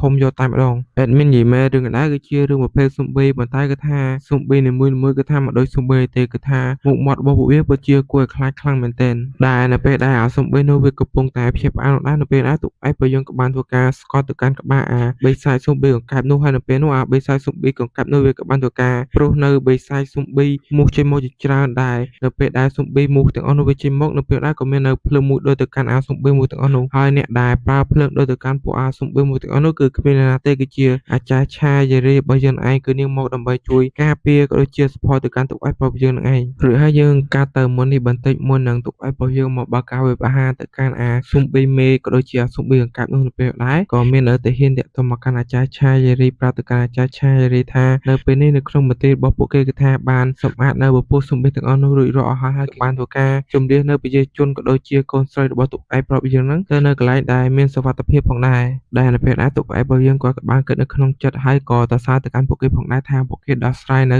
រឿងទាំងអស់នេះបានលឿនខ្លាំងមែនទែនប៉ុន្តែរឿងទាំងអស់នេះគឺវាគ្មានអ្វីប្លែកនោះទេមូលហេតុដែលគេដោះស្រាយនៅរឿងទាំងអស់នេះបានលឿនយ៉ាងនេះនោះគឺដោយសារតែគេមាននៅមេដឹកនាំដ៏ខ្លាំងនឹងឯងហើយម្នាក់នោះដែរគឺគ្មាននរណាទេគឺជាលោកខូលណេរបស់យើងឯងហើយមូលហេតុនេះហើយបានជាទូកឯរបស់យើងនឹងមករកនៅលោកខូលណេនឹងឯងដែលនៅពេលដែរទូកឯរបស់យើងក៏បានអរគុណទៅកាន់អាចារ្យឆាយេរីរបស់យើងផងដែរដែលបានប្រាប់អំពីព័ត៌មានរបស់កូនស្រីគាត់នឹងឲ្យគាត់ដឹងដែលនៅពេលនោះអាចារ្យឆាយេរីក៏បាននិយាយទៅថាគឺមិនបែរគាត់នឹងអរគុណអីទេគឺដោយសារតែគាត់នឹងគឺជាអ្នកជួយសង្គ្រោះទៅកាន់ពួកគេនឹងឯងក៏តែបាននៅទូកឯរបស់យើងប្រាប់អំពីមធ្យោបាយសម្រាប់ទៅកាន់ពពួកស៊ុំប៊ីទាំងអស់នោះកុំឲ្យពួកគេមិនងាយដោះស្រាយវាបានលឿនយ៉ាងនេះនោះទេ ដែលនៅពេលដែលអាចារ្យឆាយេរីនាងពិតជាឆ្ងល់ខ្លាំងមែនទែនដែលនាងក៏បានសួរទៅកាន់តុឯកប្រយើងផងដែរថាហេតុអ្វីបានជាតុឯកប្រយើងដឹងនៅរឿងទាំងអស់នេះដូចជាច្បាស់ខ្លាំងម្ល៉េះដែលតុឯកប្រយើងគាត់ក៏បានប្រាប់ទៅកាន់នាងអ្វីច្រើននោះដែរដែលគាត់ក៏ទៅឲ្យនាងហ្នឹងពុកខើទៅកាន់អាបិសាចស៊ុំប៊ីដែលនៅចំពោះមុខនេះវិញម្ដងបើសិនជាពួកគេអត់កម្ចាត់ទៅកាន់មេរបស់ពួកវានោះទេនោះបន្ទាយរបស់ពួកគេនៅតែស្ថិតនៅក្នុងគ្រោះថ្នាក់ចឹងឯងដែលនៅពេលដែលអាចារ្យឆាយេរីនាងក៏បានគិតផងដែរថាគឺត្រូវហើយនៅពេលនេះគឺនាងមិនគូសួរនៅសំណួរបែបនេះទេគឺនាងចាំសួរវានៅពេលក្រោយក៏បានដែររឿងដែលសំខាន់នៅពេលនេះនោះគឺដោះស្រាយនៅបញ្ហាចំពោះមុខនេះសិនដែលនៅពេលដែលអាចារ្យឆាយេរីនាងក៏បានទៅការរៀបចំនៅខ្លួនដើម្បីវិបហាទៅកាន់ពពួកសំបេទាំងអស់នោះដែរដែលនៅពេលដែរនាងក៏បានសួរទៅកាន់តុឯកប្រយើងដែរថាដើម្បីសម្លាប់ទៅកាន់ពួកវាទាំងអស់គឺត្រូវតែដាក់អន្ទាក់វាឲ្យវាជាប់នៅក្នុងទីនោះតាមទេដែលតុឯកប្រយើងក៏បាននិយាយទៅថាគឺត្រូវហើយគឺមិនអស់ពួកវាមួយរត់ចេញរួចបាននោះទេប៉ុន្តែគឺគាត់ទៅតែម្នាក់ឯងតែប៉ុណ្ណោះគឺវាគ្រប់គ្រាន់ហើយគឺមិនឲ្យនាងនឹងទៅជួយប្រយោជន៍ជាមួយនឹងគាត់នោះទេហើយមូលហេតុនោះដែរគឺដោយសារតែអបិសាចមេគេនោះឯងគឺវាមាននៅសមត្ថភាពបង្កើតនៅកូនចៅរបស់វារាប់មិនអស់តែម្ដងនិយាយទៅគឺថាវាអាចបង្កើតនៅកូនចៅរបស់វាជាច្រើនដើម្បីឲ្យមកបើកការវាបហាទៅកាន់ពួកគេអញ្ចឹងណាដូច្នេះហើយបើសិនជានាងទៅជួយប្រយុទ្ធគាត់ប្រកាសជានាងនឹងមាននៅគ្រោះថ្នាក់ជាមខានព្រោះអីគឺវាពិតជាពិបាកក្នុងការប្រយុទ្ធជាមួយនឹងពួកបិសាចស៊ុំប៊ីទាំងអស់នោះខ្លាំងមែនទែនហើយទូឯកប្រាប់យើងក៏បានប្រាប់ទៅកាន់អាចារ្យឆាយេរីផងដែរថាអបិសាចនោះដែរគឺវាកើតចេញមកអំពីការលេបផ្សំគ្នារវាងជីវសាស្ត្រជាមួយនឹងធម្មជាតិជាមួយនឹងសភាវៈផ្សេងៗទៀតជាច្រើនដែរបង្កើតបានជាបិសាចនោះឯងហើយដើម្បីសម្រាប់នៅបិសាចនោះបានគឺគេត្រូវតែកំទេចនៅកោសិការបស់វាទាំងអស់និយាយទៅគឺថាកំទេចកោសិការបស់វាទាំងអស់បើមិនកំទេចនៅកោសិការបស់វាទាំងអស់នោះទេនោះវានឹងធ្វើការ generate ខ្លួនវាឡើងមកវិញសាជាថ្មីនៅពេលដែលអាចារ្យឆាយេរីលើបែបនេះនាងក៏បានសួរទៅកាន់តុឯកប្រយើងទៅថាតើគេមាននៅវិធីសាស្ត្រដើម្បីសម្លាប់ទៅកាន់ពួកវាតាមទេដែលតុឯកប្រយើងក៏បានប្រាប់ទៅគឺថាគាត់មាននៅវិធីសាស្ត្រដើម្បីសម្លាប់ទៅកាន់ពួកវាដែលវិធីសាស្ត្ររបស់តុឯកប្រយើងដែរគឺថាវាពិតជាសាមញ្ញខ្លាំងមែនទែនគឺថាឃុំខ្លួនពួកវានៅក្នុងរូងភ្នំនោះហើយសម្រាប់ពួកវារហូតទាល់តែវានឹងលែង generate ខ្លួនវាមកវិញហើយនេះហើយគឺជាគម្រោងផែនការដែលតុឯកប្រយើងនិយាយជាមួយនឹងអាចារ្យឆាយេរីមុននឹងមកប្រយុទ្ធជាមួយនឹងបិសាចមេគេក៏ដូចជាបិសាចកែបនឹងឯងរួចហើយយើងក៏បានកាប់មកដល់ពេលបច្ចុប្បន្នវិញម្ដងនៅពេលដែលតុឯកប្រយើងចូលទៅដល់ក្នុងរូងភ្នំប្រយុទ្ធជាមួយនឹងបិសាចកង្កែបនោះហើយគាត់ក៏បានទៅការវាយនៅរូងភ្នំនោះដែលធ្វើឲ្យថ្មធ្លាក់បិទជិតនៅរូងភ្នំនោះដែលឲ្យអាចារ្យឆាយេរីបើជានឹងជាប់នៅខាងក្រៅនឹងឯងដែលតុឯកប្រយើងធ្វើបែបនេះដែរគឺគាត់ធ្វើដើម្បីឃុំខ្លួនគាត់ជាមួយនឹងអាស៊ុំប៊ីនោះហើយដើម្បីសម្លាប់ទៅកាន់អាស៊ុំប៊ីនោះកុំឲ្យវារត់គេចនឹងឯងរួចហើយយើងក៏បានកាត់ចូលទៅក្នុងរូងភ្នំនោះវិញម្ដងយើងក៏បានឃើញនៅពពួកបិសាចស៊ុំប៊ីជាច្រើនកំពុងតែរុំព័ទ្ធទៅកាន់តុឯករបស់យើងនឹងឯងដែលនៅពេលណាតុឯករបស់យើងគាត់ក៏បានឃើញនៅពេលដែលអាស៊ុំប៊ីនោះវាធ្វើការទៅបើកការវាបាននៅក្នុងមន្ទីរដែលធ្វើឲ្យទាហានមួយចំនួនខ្លាចទៅជាស៊ុំប៊ីហើយក៏ធ្វើឲ្យកូនស្រីរបស់គាត់នឹងបេះជួបជាមួយនឹងគ្រោះថ្នាក់ផងដែរដែលនៅពេលដែលគាត់នៅឃើញនៅរឿងទាំងអស់នោះដែលធ្វើឲ្យកំហឹងរបស់តុឯករបស់យើងនឹងគឺថាកើនទៅដល់1 លានអង្សាសេតែម្ដងគឺថាគាត់ពិតជាខឹងទៅកាន់អាស៊ុំប៊ីនោះខ្លាំងមែនទែនបើគាត់ក៏បានធ្វើការហក់ទៅបើកការវាផាទៅកាន់ពពួកស៊ុំប៊ីទាំងអស់នោះផងដែរឬហើយយើងកាត់មកនៅខាងក្រៅវិញម្ដងដែលយើងក៏បានឃើញនៅអាចារ្យឆាយេរីរបស់យើងពិតជាភ្ញាក់ផ្អើលទៅនឹងទង្វើរបស់តុឯករបស់យើងក៏ដូចជាបារម្ភទៅកាន់តុឯករបស់យើងផងដែរដែលនៅពេលនោះនាងពិតជាមិនយល់អំពីតុឯករបស់យើងទេហើយបានជាគាត់ធ្វើនៅរឿងបែបនេះហើយនៅពេលនោះនាងក៏នឹកឃើញនៅពេលដែលនាងបាននិយាយគ្នាជាមួយនឹងលោកខូលណេផងដែរដែលនៅពេលដែលលោកខូលណេបានប្រាប់ទៅឲ្យអាចារ្យឆាយេរីនឹងធ្វើអ្វីក៏ដោយដែរគ្រប់គ្រងទៅតាមតុឯករបស់យើងទៅហើយមិនឲ្យនាងនឹងឆ្ងល់ច្រើនទេបន្តិចទៀតនាងនឹងដឹងវាដោយខ្លួនឯងព្រោះអីគេមិនមែនត្រឹមតែជាមនុស្សធម្មតាទេប៉ុន្តែគេគឺជាក្តីសង្ឃឹមរបស់មនុស្សជាតិនឹងឯងដែលនៅពេលដែលអាចារ្យឆាយេរីកំពុងតែគិតអំពីរឿងដែលលោកខូណេនិយាយជាមួយនឹងនាងដែរនៅពេលដែរក៏មាននៅកូនចៅរបស់នាងធ្វើការតាក់ទងមកកាន់នាងផងដែរប៉ុន្តែយើងមិនដឹងថាពួកគេតាក់ទងនិយាយគ្នាអ្វីទេដោយសាច់រឿងរបស់គេបានប្រាប់បង្ហាញវាឡើយដោយយើងក៏បានកាត់មកដល់ពេលព្រឹកវិញម្ដងយើងក៏បានឃើញនៅរូងភ្នំដែលតុឯកប្រយើងធ្វើការវាយដើម្បីបំបត្តិនៅមាត់រូនដើម្បីឃុំខ្លួនគាត់ជាមួយនឹងបិសាចនោះដើម្បីប្រយុទ្ធគ្នាហើយនៅពេលនោះយើងក៏បានឃើញនៅដៃមួយបានលេចចេញមកហើយដៃនោះដែរគឺជាដៃរបស់តុឯករបស់យើងឯងដែលគាត់បានចំណាយពេលប្រយុទ្ធជាមួយនឹងបិសាចនៅក្នុងរូងភ្នំដែរគឺអស់រយៈពេលទៅដល់18 ម៉ោង 26 នាទីនិង34 វិនាទីនិយាយទៅគឺថាពិតជាយូរខ្លាំងមែនទែនហើយចំនួនស៊ុំប៊ីដែលតុឯករបស់យើងបានសម្លាប់នៅក្នុងរូងភ្នំដែរគឺថាវាពិតជាមាននៅចំនួនច្រើនខ្លាំងមែនទែនគឺវាលោតទៅដល់7 លាន 127,446 ក្បាលណោះនិយាយទៅគឺថាពិតជាច្រើនខ្លាំងមែនទែនត្រឹមតែរយៈពេល18 ម៉ោងតែប៉ុណ្ណោះនៅពេលដែលតុឯករបស់យើងចេញពីរូងភ្នំនោះវិញយើងក៏បានឃើញនៅរាងកាយរបស់តុឯករបស់ ប្រាប់យើងនិយាយទៅគឺថាវីកវីកវ៉ាច់អស់លេងតាក់ទងមកទៅគឺពិតជាដូចទៅនឹងខ្មោចរបាំខ្លាំងមែនទែនប៉ុន្តែវាមិនមែនជាបញ្ហាអ្វីសម្រាប់ទុកអាចប្រាប់យើងទេដែលគាត់ក៏បានធ្វើការសេរីនៅដៃក៏ដូចជាជើងហើយនឹងខ្លួនប្រាណរបស់គាត់ដែលបានវីកវីកវ៉ាច់អំបីមិញនេះឲ្យវាមកសភាពដើមវិញតែម្ដងរួចហើយយើងក៏បានកាត់មកដល់ក្នុងមន្ទីរវិញម្ដងយើងក៏បានឃើញនៅអាចារ្យឆាយេរីមកជួបជាមួយនឹងលោកខូឡូណេផងដែរនៅពេលដែលអាចារ្យឆាយេរីមកជួបជាមួយនឹងលោកខូឡូណេដែលធ្វើឲ្យអាចារ្យឆាយេរីនឹងពិតជាមាននៅការភ័យផ្អើលខ្លាំងមែនទែនហើយការភ័យផ្អើលដែរគឺគ្មានអ្វីទេគឺដោយសារតែឃើញនៅលោកខូឡូណេអង្គុយញ៉ាំនំធ្វើបង្ងើយតែម្ដងដែរមើលទៅដូចជាអត់មាននៅរឿងអ្វីកើតឡើងចឹងដែរឃើញបែបនេះគឺថាអាចារ្យឆាយេរីរបស់យើងគឺថាអស់អីនិយាយតែម្ដងដែលកូនតាហ៊ានតាក់ទងទៅនាងដែលនាងខំតែភ័យថាលោកខូឡូណេនឹងជួបនៅគ្រោះថ្នាក់អ្វីតែតាមការពិតគឺថាអត់មានអ្វីសោះនៅពេលដែលលោកខូឡូណេលើបែបនេះធ្វើឲ្យលោកខូឡូណេនឹងពិតជាផ្ទុះសំណើចអស់សំណើចខ្លាំងមែនទែនដែលអំបីមិញលោកកូនឯងស្មានថាអាចារ្យឆាយេរីនឹងខឹងគាត់នៅរឿងដែលគាត់បានស្ដាប់នៅអាចារ្យឆាយេរីតាំងពីម្សិលមិញតែតាមការពិតទៅគឺនាងបារម្ភអំពីគាត់ខ្លាចគាត់នឹងស្លាប់សោះដែលគាត់និយាយហើយក៏បានសើចហើយធ្វើអាចារ្យឆាយេរីនឹងពិតជាខឹងខ្លាំងតែហើយនាងក៏អត់មានអីនិយាយផងដែរតែនៅពេលណាក៏មាននៅកូនតាហ៊ានមួយមកប្រាប់ទៅកាន់អាចារ្យឆាយេរីផងដែរថាលោកអូឡាណេនឹងបានធ្វើការទប់ស្កាត់ជាមួយនឹងសូម្បីទាំងអស់ដែលវាចង់ចូលទៅក្នុងអគារដែលគាត់បានសម្លាប់ទៅកាន់សូម្បីទាំងអស់នោះដែលគាត់ប្រើតែដៃម្ខាងតែប៉ុណ្ណោះចាប់ហាយទៅកាន់ពពួកសូម្បីទាំងអស់នោះជាកំណាត់ទៅហើយយើងក៏បានឃើញដែរថាមាននៅសាកសពសូម្បីជាច្រើននៅទីនោះផងដែរហើយយើងក៏បានឃើញដែរថាលោកកូណេគាត់ក៏បានត្រូវរបួសបន្តិចផងដែរហើយនៅពេលនោះគាត់ក៏បានសួរទៅកាន់អាចារ្យឆាយេរីផងដែរថាតើទុកអាចប្រាប់យើងនៅណាហេតុអ្វីបានឃើញតែនាងនៅម្នាក់ឯងចឹងកុំប្រាប់ណាថាគេកំពុងតែប្រយុទ្ធគ្នាជាមួយនឹងរូបរាងកាយពិតរបស់អបិសាយសំប៊ីនោះនៅពេលនោះអាចារ្យឆាយេរីរបស់យើងបាននិយាយនៅទេដែលនាងក៏បានសួរទៅកាន់លោកកូឡូណេវិញដែរអំពីអ្វីដែរគាត់បាននិយាយតាំងពីម្សិលមិញដែលគាត់បាននិយាយថាលេខរបស់យើងហ្នឹងគឺជាក្តីសង្ឃឹមរបស់មនុស្សជាតិតើវាមានន័យដូចម្ដេចតែនៅពេលនោះយើងអត់ដឹងទេថាលោកខូណេបានប្រាប់អ្វីទៅកាន់អាចារ្យឆាយេរីដែរឬក៏អត់ដោយគេក៏បានកាត់មកដល់ពេលដែលពួកគេមកចាំទទួលនៅទុកឯកប្រាប់យើងវិញដងដែរពួកគេបានឈរចាំនៅទុកឯកប្រាប់យើងដែរគាត់បានត្រឡប់មកពីការប្រយុទ្ធគ្នាជាមួយនឹងពួកសម្បិតទាំងអស់នោះផងដែរហើយនៅពេលដែរអាចារ្យឆាយេរីនាងក៏បានគិតផងដែរថាមើលទៅប្រហែលជានាងចាប់ផ្ដើមទទួលយកនៅរឿងទាំងអស់នេះហើយមើលទៅហើយយើងមិនដឹងទេថាលោកខូឡូណេនឹងបានប្រាប់នៅរឿងពិតទៅកាន់អាចារ្យឆាយេរីដែរឬក៏អត់យើងមានតែចាំមើលបន្តទៀតព្រោះហើយយើងក៏បានកាត់មកដល់ថ្ងៃបន្ទាប់វិញម្ដងយើងក៏បានឃើញអាចារ្យឆាយេរីនឹងកំពុងតែរៀបចំនៅពាក្យនិយាយដែលនាងចង់យកនៅភេទជ្ជៈមួយទៅឲ្យទុកឯកប្រុសរបស់យើងប៉ុន្តែនាងមិនដឹងរៀបចំនៅពាក្យនិយាយបែបម៉េចនៅពេលដែលជួបជាមួយទុកឯកប្រុសរបស់យើងអញ្ចឹងណាគឺថាធ្វើនាងនឹងពិតជាខឹងខ្លាំងតែដូចជាភ្នំភ្លើងផ្ទុះអញ្ចឹងគឺថានាងមិនដឹងរៀបពាក្យអ្វីនិយាយឲ្យសមជាមួយនឹងទុកឯកប្រុសរបស់យើងនោះទេហើយនៅពេលនោះយើងក៏បានឃើញនៅកូនទាហានពីរនាក់ក៏បានដើរកាត់ទីនោះផងដែរហើយគេពិតជាឆ្ងល់ខ្លាំងមែនទែនថាតើកាប៉ាតែនឆាយេរីនោះនាងកំពុងតែធ្វើអ្វីហើយនៅពេលនោះយើងក៏បានឃើញអាចារ្យឆាយេរីរបស់យើងនឹងកំពុងតែគិតថាតើគួរតែទៅជួបជុំនឹងទុកឯកប្រុសយើងដែរឬក៏អត់ហើយនាងក៏បានគិតផងដែរថាមើលទៅនាងគួរតែទៅអរគុណទៅកាន់ទុកឯកប្រុសរបស់យើងហើយគឺដោយសារតែទុកឯកប្រុសរបស់យើងបានជួយមនុស្សជាច្រើននៅក្នុងមន្ទីរនេះនៅពេលដែលនាងកំពុងតែគិតនោះដែរនៅពេលនោះនាងក៏បានឃើញនៅទុកឯកប្រុសយើងកំពុងតែនិយាយគ្នាជាមួយនឹងលោកខូណេនឹងឯងហើយនាងក៏បានគិតផងដែរថានេះវាគឺជាពេលដែលល្អបំផុតហើយគឺជាលេសរបស់នាងដើម្បីទៅជួបជាមួយនឹងទុកឯកប្រុសយើងហើយបកគោនៅភេទជ្ជៈនេះឲ្យទៅកាន់ទុកឯកប្រុសយើងហើយនាងនឹងត្រឡប់មកវិញឲ្យលឿននៅពេលដែលអាចារ្យឆាយេរីរបស់យើងព្រមនឹងទៅជួបជាមួយនឹងទុកឯកប្រុសយើងហើយនៅពេលនោះនាងក៏បានលើទុកឯកប្រុសយើងបាននិយាយគ្នាជាមួយនឹងលោកខូឡូណេដែលទុកឯកប្រុសយើងបានប្រាប់ទៅកាន់លោកខូឡូណេថាគាត់ជាមួយនឹងកូនស្រីរបស់គាត់ប្រកាសជាចាក់ចែងនៅទីនេះនៅពេលឆាប់ៗនេះជាមិនខាននៅពេលដែលអាចារ្យឆាយេរីលើកបែបនេះនឹងពិតជាមានការភ័យផ្អើលខ្លាំងមែនទែនហើយនៅពេលដែលលោកខូណេក៏បាននិយាយដែរថាគឺគាត់ដឹងថាគាត់នឹងមិនអាចបញ្ឈប់ទុកឯកប្រុសរបស់យើងនឹងមិនឲ្យទៅដល់ជួបបានទេប៉ុន្តែគឺទុកឯកប្រុសរបស់យើងនឹងមិនគួរណាប្រញាប់ទៅបែបនេះពេកនោះទេបើសិនជាទុកឯកប្រុសយើងទឹកបាត់នោះនៅពេលនោះបើសិនជាបិសាចដែលវាខ្លាំងជាងអាបិសាចប្រភេទ slider នោះវាបង្ហាញខ្លួនឡើងនោះបន្ទារបស់គេប្រកាសជាគ្រោះថ្នាក់ជាមិនខាន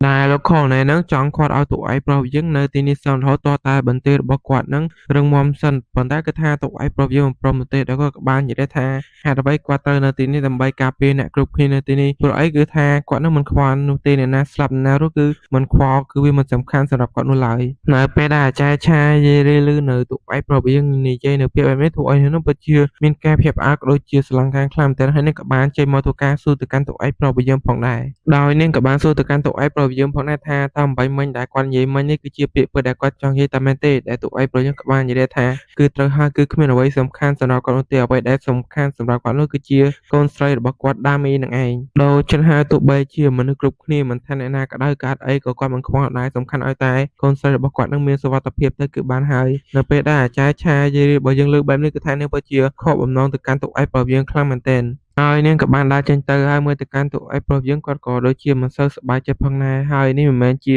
រឿងអាត្មានិយមរបស់តួឯកប្រុសយើងនោះទេទៅមុខទៀតយើងដឹងថាហេតុអ្វីបានជាតួឯកប្រុសយើងធ្វើបែបនេះហើយយើងក៏ទៅកាន់អាចារ្យឆាយរីវិញម្ដងមើលទៅកាន់នាងពិតជាខឹងទៅកាន់តួឯកប្រុសយើងខ្លាំងមែនទែនហើយនាងក៏បាននិយាយផងដែរថានាងនឹងគូតែរងាប់ចិត្តទៅគឺនាងនឹងមិនគូណារំពឹងទៅកាន់អបិសាយដូចជាគេនឹងខ្លាំងពេកនោះទេហើយនៅកន្លែងនេះនាងនិយាយបែបនេះយើងមិនដឹងទេថាអាចារ្យឆាយរីនឹងដឹងថាតួឯកប្រុសយើងជាសុំបៀដែរឬអត់យើងមានតែចាំមើលនៅខាងមុខទៀតហើយមូលហេតុដែលតួឯកប្រុសយើងគាត់និយាយបែបនេះនោះគឺគាត់ដឹងថាអាចារ្យឆាយរីនឹងកំពុងតែមើលគាត់ជាមួយលោកខណេដោយគាត់មានបំណងនិយាយបែបនេះដើម្បីឲ្យអាចារ្យឆាយរីខឹងនឹងឯងមូលហេតុដែលគាត់ធ្វើបែបនេះគឺគាត់ចង់ឲ្យអាចារ្យឆាយរីនឹងធ្វើឲ្យខ្លួនឯងនឹងខ្លាំងជាងមុនហើយក៏ដើម្បីរក្សាសុវត្ថិភាពរបស់នាងក៏ដូចជាមនុស្សគ្រប់គ្នានៅទីនេះផងដែរដោយដែលយើងដឹងចឹងថាសំបីទាំងអស់ទាំងខ្លាំងទាំងខ្សោយគឺវាតាមប្រមាញ់ទៅកាន់តួឯកប្រុសរបស់យើងជាមួយនឹងកូនស្រីរបស់គាត់នឹងឯងហើយបើសិនជាគាត់ចាក់ចេញនៅកន្លែងនេះនោះពួកគេនៅកន្លែងនេះទាំងអស់គ្នាប្រកាសជាមានសុវត្ថិភាពជាមិនខានដោយសារតែពពុះសំបីទាំងអស់នោះគឺវានឹងទៅតាមគាត់ជាមិនខានដែលនៅពេលណាលោកខណែក៏បាននិយាយជាមួយនឹងតួឯកប្រុសយើងផងដែរថាឲ្យតួឯកប្រុសយើងនឹងគិតអីមួយកុំធ្វើអីដោយបញ្ញាពេកដោយគេគិតថានៅដីជននឹងអាចរក្សាសុវត្ថិភាពគេជាមួយនឹងកូនស្រីរបស់គេបានតាមមែនទេហើយគេក៏បាននិយាយទៅកាន់តួឯកប្រុសយើងផងដែរថាបើសិនជាតួឯកប្រុសយើងនៅទីនេះជាមួយគាត់ដើម្បីការពារនៅបន្ទាយនេះនោះបន្ទាយនេះនឹងរឹងមាំហើយនឹ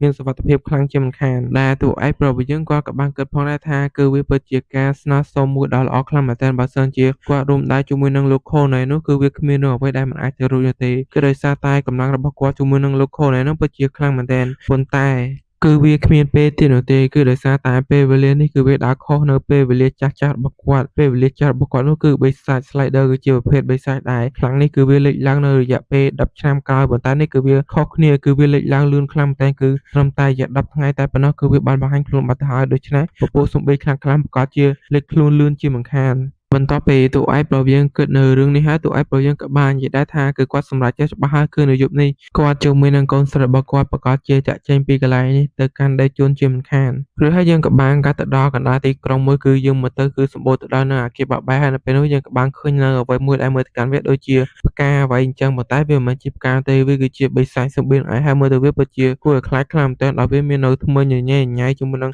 ងថ្មីជាច្រើនតែម្ដងហើយយើងមកទៅនៅទីនោះគឺវាមាននៅសម្បៀងច្រើនខ្លាំងមែនទែនហើយនៅពេលនោះយើងក៏បានឃើញនៅអាឡូមួយផងដែរដែលនោះដែរគឺជាអាឡូរបស់តួឯកប្រុសយើងឯងគឺគាត់បានបើកនៅអាឡូនោះមកបន្ទាប់ពីអាបិសាចដែលមាននៅថ្មីច្រើនហើយនឹងថ្មីញ៉ៃញ៉ៃឃើញនៅតួឯកប្រុសយើងវាក៏បានបញ្ជានៅកូនចៅសម្បៀរបស់វានឹងទៅបើកការវិភាគទៅកាន់តួឯកប្រុសយើងផងដែរប៉ុន្តែនៅពេលណាក៏មាននៅរថក្រធ្វើការបើកការបាញ់វាបានទៅកាន់ពពោះសំបេងទាំងអស់នោះផងដែរដែលនោះដែរគឺជាស្នាដៃរបស់លោកខណែរបស់យើងនឹងឯងតែមូលហេតុដែលលោកខណែមកជាមួយនឹងតួឯកប្រុសយើងនេះដែរគឺដោយសារតែនៅពេលដែលលោកខណែនិយាយគ្នាជាមួយនឹងតួឯកប្រុសយើងគឺតួឯកប្រុសយើងបាននិយាយទៅកាន់លោកខណែថាតើក្តីស្មានរបស់លោកគឺលោកចង់បាននៅកន្លែងដែលមាននៅការការពាររឹងមាំតាមមែនទេដូច្នេះលោកទៅជាមួយនឹងខ្ញុំមើលនៅបន្ទាត់ថ្មីរបស់លោកទៅថាតើនៅកន្លែងនោះមាននៅការការពាររឹងមាំដែរឬក៏អត់ហើយមូលហេតុនេះហើយបានជាលោកខណែនឹងមកជាមួយនឹងតួឯកប្រុសយើងឯងហើយនៅពេលណាតួឯកប្រុសយើងគាត់ក៏បានធ្វើការសម្លឹងមើលទៅកាន់ដាមេដែលជាកូនស្រីរបស់គាត់ផងដែរហើយនៅពេលនោះដាមេក៏បានធ្វើការលើកដៃឲ្យមេដៃទៅកាន់តួឯកប្រុសយើងមួយផងដែរបន្ទាប់ពីតួឯកប្រុសយើងមើលទៅកាន់កូនស្រីរបស់គាត់ដូចជាអីនៅពេលនោះគាត់ក៏បានស្រែកប្រាប់ទៅកាន់លោកខណែហើយនិងមនុស្សគ្រប់គ្នាផងដែរដែលតួឯកប្រុសយើងស្រែកឲ្យពួកគេនឹងមើលដល់បន្ទាត់ថ្មីរបស់ខ្លួនឯងទៅថាតើការការពារនៅដីជននេះវារឹងមាំដែរឬក៏អត់ដោយផ្ដើមសាច់រឿងរបស់យើងនៅពេលនេះដែរគឺផ្ដើមពីភាគមុនគឺក្រុមរបស់តួឯកប្រុសរបស់យើងជាមួយនឹងលោកខណែហ្នឹងគឺពួកគេមាននៅបេសកកម្មធ្វើដំណើរទៅកាន់ទីក្រុងដីជនប៉ុន្តែនៅតាមផ្លូវដែលពួកគេធ្វើដំណើរទៅកាន់ទីក្រុងដីជនក៏ថាជួបជាមួយនឹងពពួកស៊ុំប៊ីជាច្រើនប្រភេទដែលពួកគេនឹងពិតជាពិបាកខ្លាំងតែនហើយនៅពេលនេះយើងក៏បានឃើញនៅស៊ុំប៊ីមួយផងដែរដែលយើងមើលទៅកាន់វាមិនដឹងថាជាស៊ុំប៊ីប្រភេទអ្វីនោះទេដែលមើលទៅកាន់វាដូចជាធំខ្លាំងមែនតើហើយនៅពេលនោះយើងក៏បានឃើញនៅមនុស្សមួយក្រុមផងដែរដែលនោះដែរគឺជាគ្នារបស់តួឯកប្រុសរបស់យើងឯងហើយនៅពេលនោះដែរលោកខណែក៏បាននិយាយដែរថាមើលទៅកាន់វាពិតជាធំខ្លាំងមែនតើហើយតួឯកប្រុសយើងក៏បានប្រាប់ទៅកាន់លោកខណែទៅគឺថាស៊ុំប៊ីនេះដែរវាមានឈ្មោះថា Viscose ដែលវាគឺជាប្រភេទស៊ុំប៊ី level ខ្ពស់នឹងឯងដែរស៊ុំប៊ីនេះដែរគឺវាកើតចេញមកពីសត្វមួយយ៉ាងដែលវាមានឈ្មោះថាស្លាំងដែលសត្វនេះដែរវាមានរូបរាងដូចជាខ្យងអញ្ចឹងប៉ុន្តែគឺថាវាអត់មាននៅស្នូកឬក៏សម្បល់នោះទេហើយតួឯកប្រុសយើងក៏បានរៀបរាប់នៅសមត្ថភាពរបស់បិសាចមួយនេះផងដែរគឺសមត្ថភាពរបស់វានោះគឺថាជាតិปืនឯងគឺថាខ្លួនប្រាណរបស់វាគឺពោពេញទៅដោយសារធាតុពុលតែម្ដងដែលសារធាតុពុលរបស់វាដែរគឺថាពិតជាខ្លាំងមែនទែនបើសិនជាអ្នកណាហ៊ានតែប៉ះនៅសារធាតុពុលរបស់វាបន្តិចនោះគឺប្រកាសជាស្លាប់ជាមិនខានដែលនៅពេល ពេលណាលោកខលណែក៏បានសួរទៅកាន់តុឯកប្រាប់យើងផងដែរថាតើបើអញ្ចឹងតើពួកយើងគួរតែធ្វើយ៉ាងដូចម្តេចនៅពេលនោះតុឯកប្រាប់យើងក៏បានប្រាប់ទៅកាន់លោកខលណែទៅគឺថាដើម្បីសម្លាប់ទៅកាន់អបិស័កនេះបានគឺពួកគេត្រូវការប្រើនៅពន្លឺភ្លើង UV ដើម្បីបន្សាបនៅជាតិពុលនៅលើស្បែករបស់វានឹងឯងហើយយើងគ្រាន់តែប្រើនៅអាវុធដើម្បីកាត់នៅក្បាលរបស់វានោះពួកយើងអាចសម្លាប់វាបានហើយដែលនៅពេលណាលោកខលណែក៏បាននិយាយផងដែរថាបើអញ្ចឹងមានតែចាំថ្ងៃរះប៉ុន្តែគឺថានៅ2ម៉ោងទៀតឯណោះបានថ្ងៃរះហើយណាមួយទៀតគឺថាមេវាពិតជាភ្លៀងខ្លាំងមែនតើបើសិនជាមេភ្លៀងខ្លាំងយ៉ាងនេះគឺថាគេមិនអាចធ្វើអីទៅកាន់អបិស័កនេះបានទេហើយនៅពេលនោះក៏បានបញ្ជានៅកូនចៅរបស់គាត់នឹងឲ្យពិនិត្យមើលនៅជុំវិញនេះផងដែរព្រោះខ្លាចមាននៅពពួកស៊ុំប៊ីម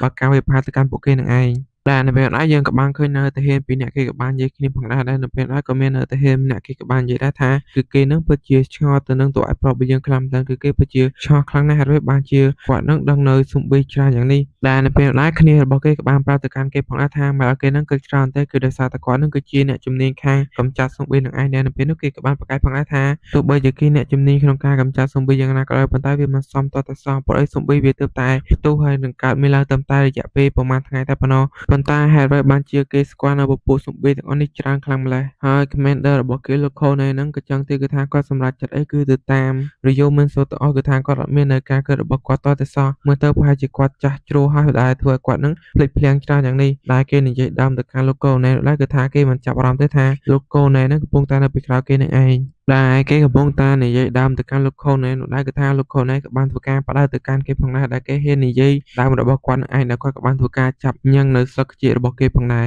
រហើយនៅពេលណាយើងក៏បានឃើញនៅដាមីដែលជាកូនស្រីរបស់តុឯកប្រាប់យើងផងដែរដែលនាងទៅតែភ្ញាក់ពីដេកនឹងឯងដែលនាងក៏បាននិយាយផងដែរថាគឺនាងនឹងពិតជាឈឺគូសខ្លាំងមែនទែនគឺដោយសារតែនាងជិះតាមផ្លូវមកនោះគឺថាវាពិតជាលាក់ខ្លាំងមែនទែនដែលនៅពេលណាតុឯកប្រាប់យើងក៏បានលេចឡើងមកនិយាយទៅកាន់កូនស្រីរបស់គាត់ដែលធ្វើឲ្យដាមីនឹងនាងពិតជាភ្ញាក់ផ្អើលខ្លាំងមែនទែនដែលតុឯកប្រាប់យើងនឹងបង្ហាញខ្លួនមកដូចជាខ្មោចចឹងដែលធ្វើនាងនឹងពិតជាភ័យខ្លាំងមែនទែនហើយនាងក៏បានថាឲ្យទៅកាន់ឪពុករបស់នាងផងដែរថាមិនគូណាគាត់បង្ហាញខ្លួននៅពីក្រោយនាងដូចនេះតតសោះគឺវាពិតជាដូចទៅកាន់ខ្មោចខ្លាំងមែនទែនដែលតុឯកប្រាប់យើងក៏បានធ្វើការសុំទោសទៅកាន់នាងផងដែរដែលគាត់មកនេះដែរគឺគាត់គ្រាន់តែចង់យកនំឲ្យនាងញ៉ាំតែប៉ុណ្ណោះព្រោះគាត់បារម្ភខ្លាចថានាងនឹងឃ្លានដែលនៅពេលនោះដាមីនាងក៏បាននិយាយផងដែរគឺថាអីនោះទេហើយនាងក៏បានប្រាប់ទៅកាន់ឪពុករបស់នាងផងដែរថាកុំឲ្យគាត់នឹងបង្ហាញខ្លួនបែបនេះទៀតនៅពេលក្រោយនៅពេលដែលឃើញទៅកាន់ដាមីនេះតុឯកប្រាប់យើងក៏បានធ្វើការសួរទៅកាន់ដាមីផងដែរថាតើនាងភ័យបែបនេះគឺដោយសារតែមើលទៅកាន់គាត់នឹងមិនដូចជាឪពុករបស់នាងតែមែនទេដែលនាងលឺនៅសំណួរបែបនេះនាងក៏បានក្លែកមើលទៅកាន់តុឯកប្រាប់របស់យើងផងដែរនៅពេលណាតុឯកប្រាប់យើងក៏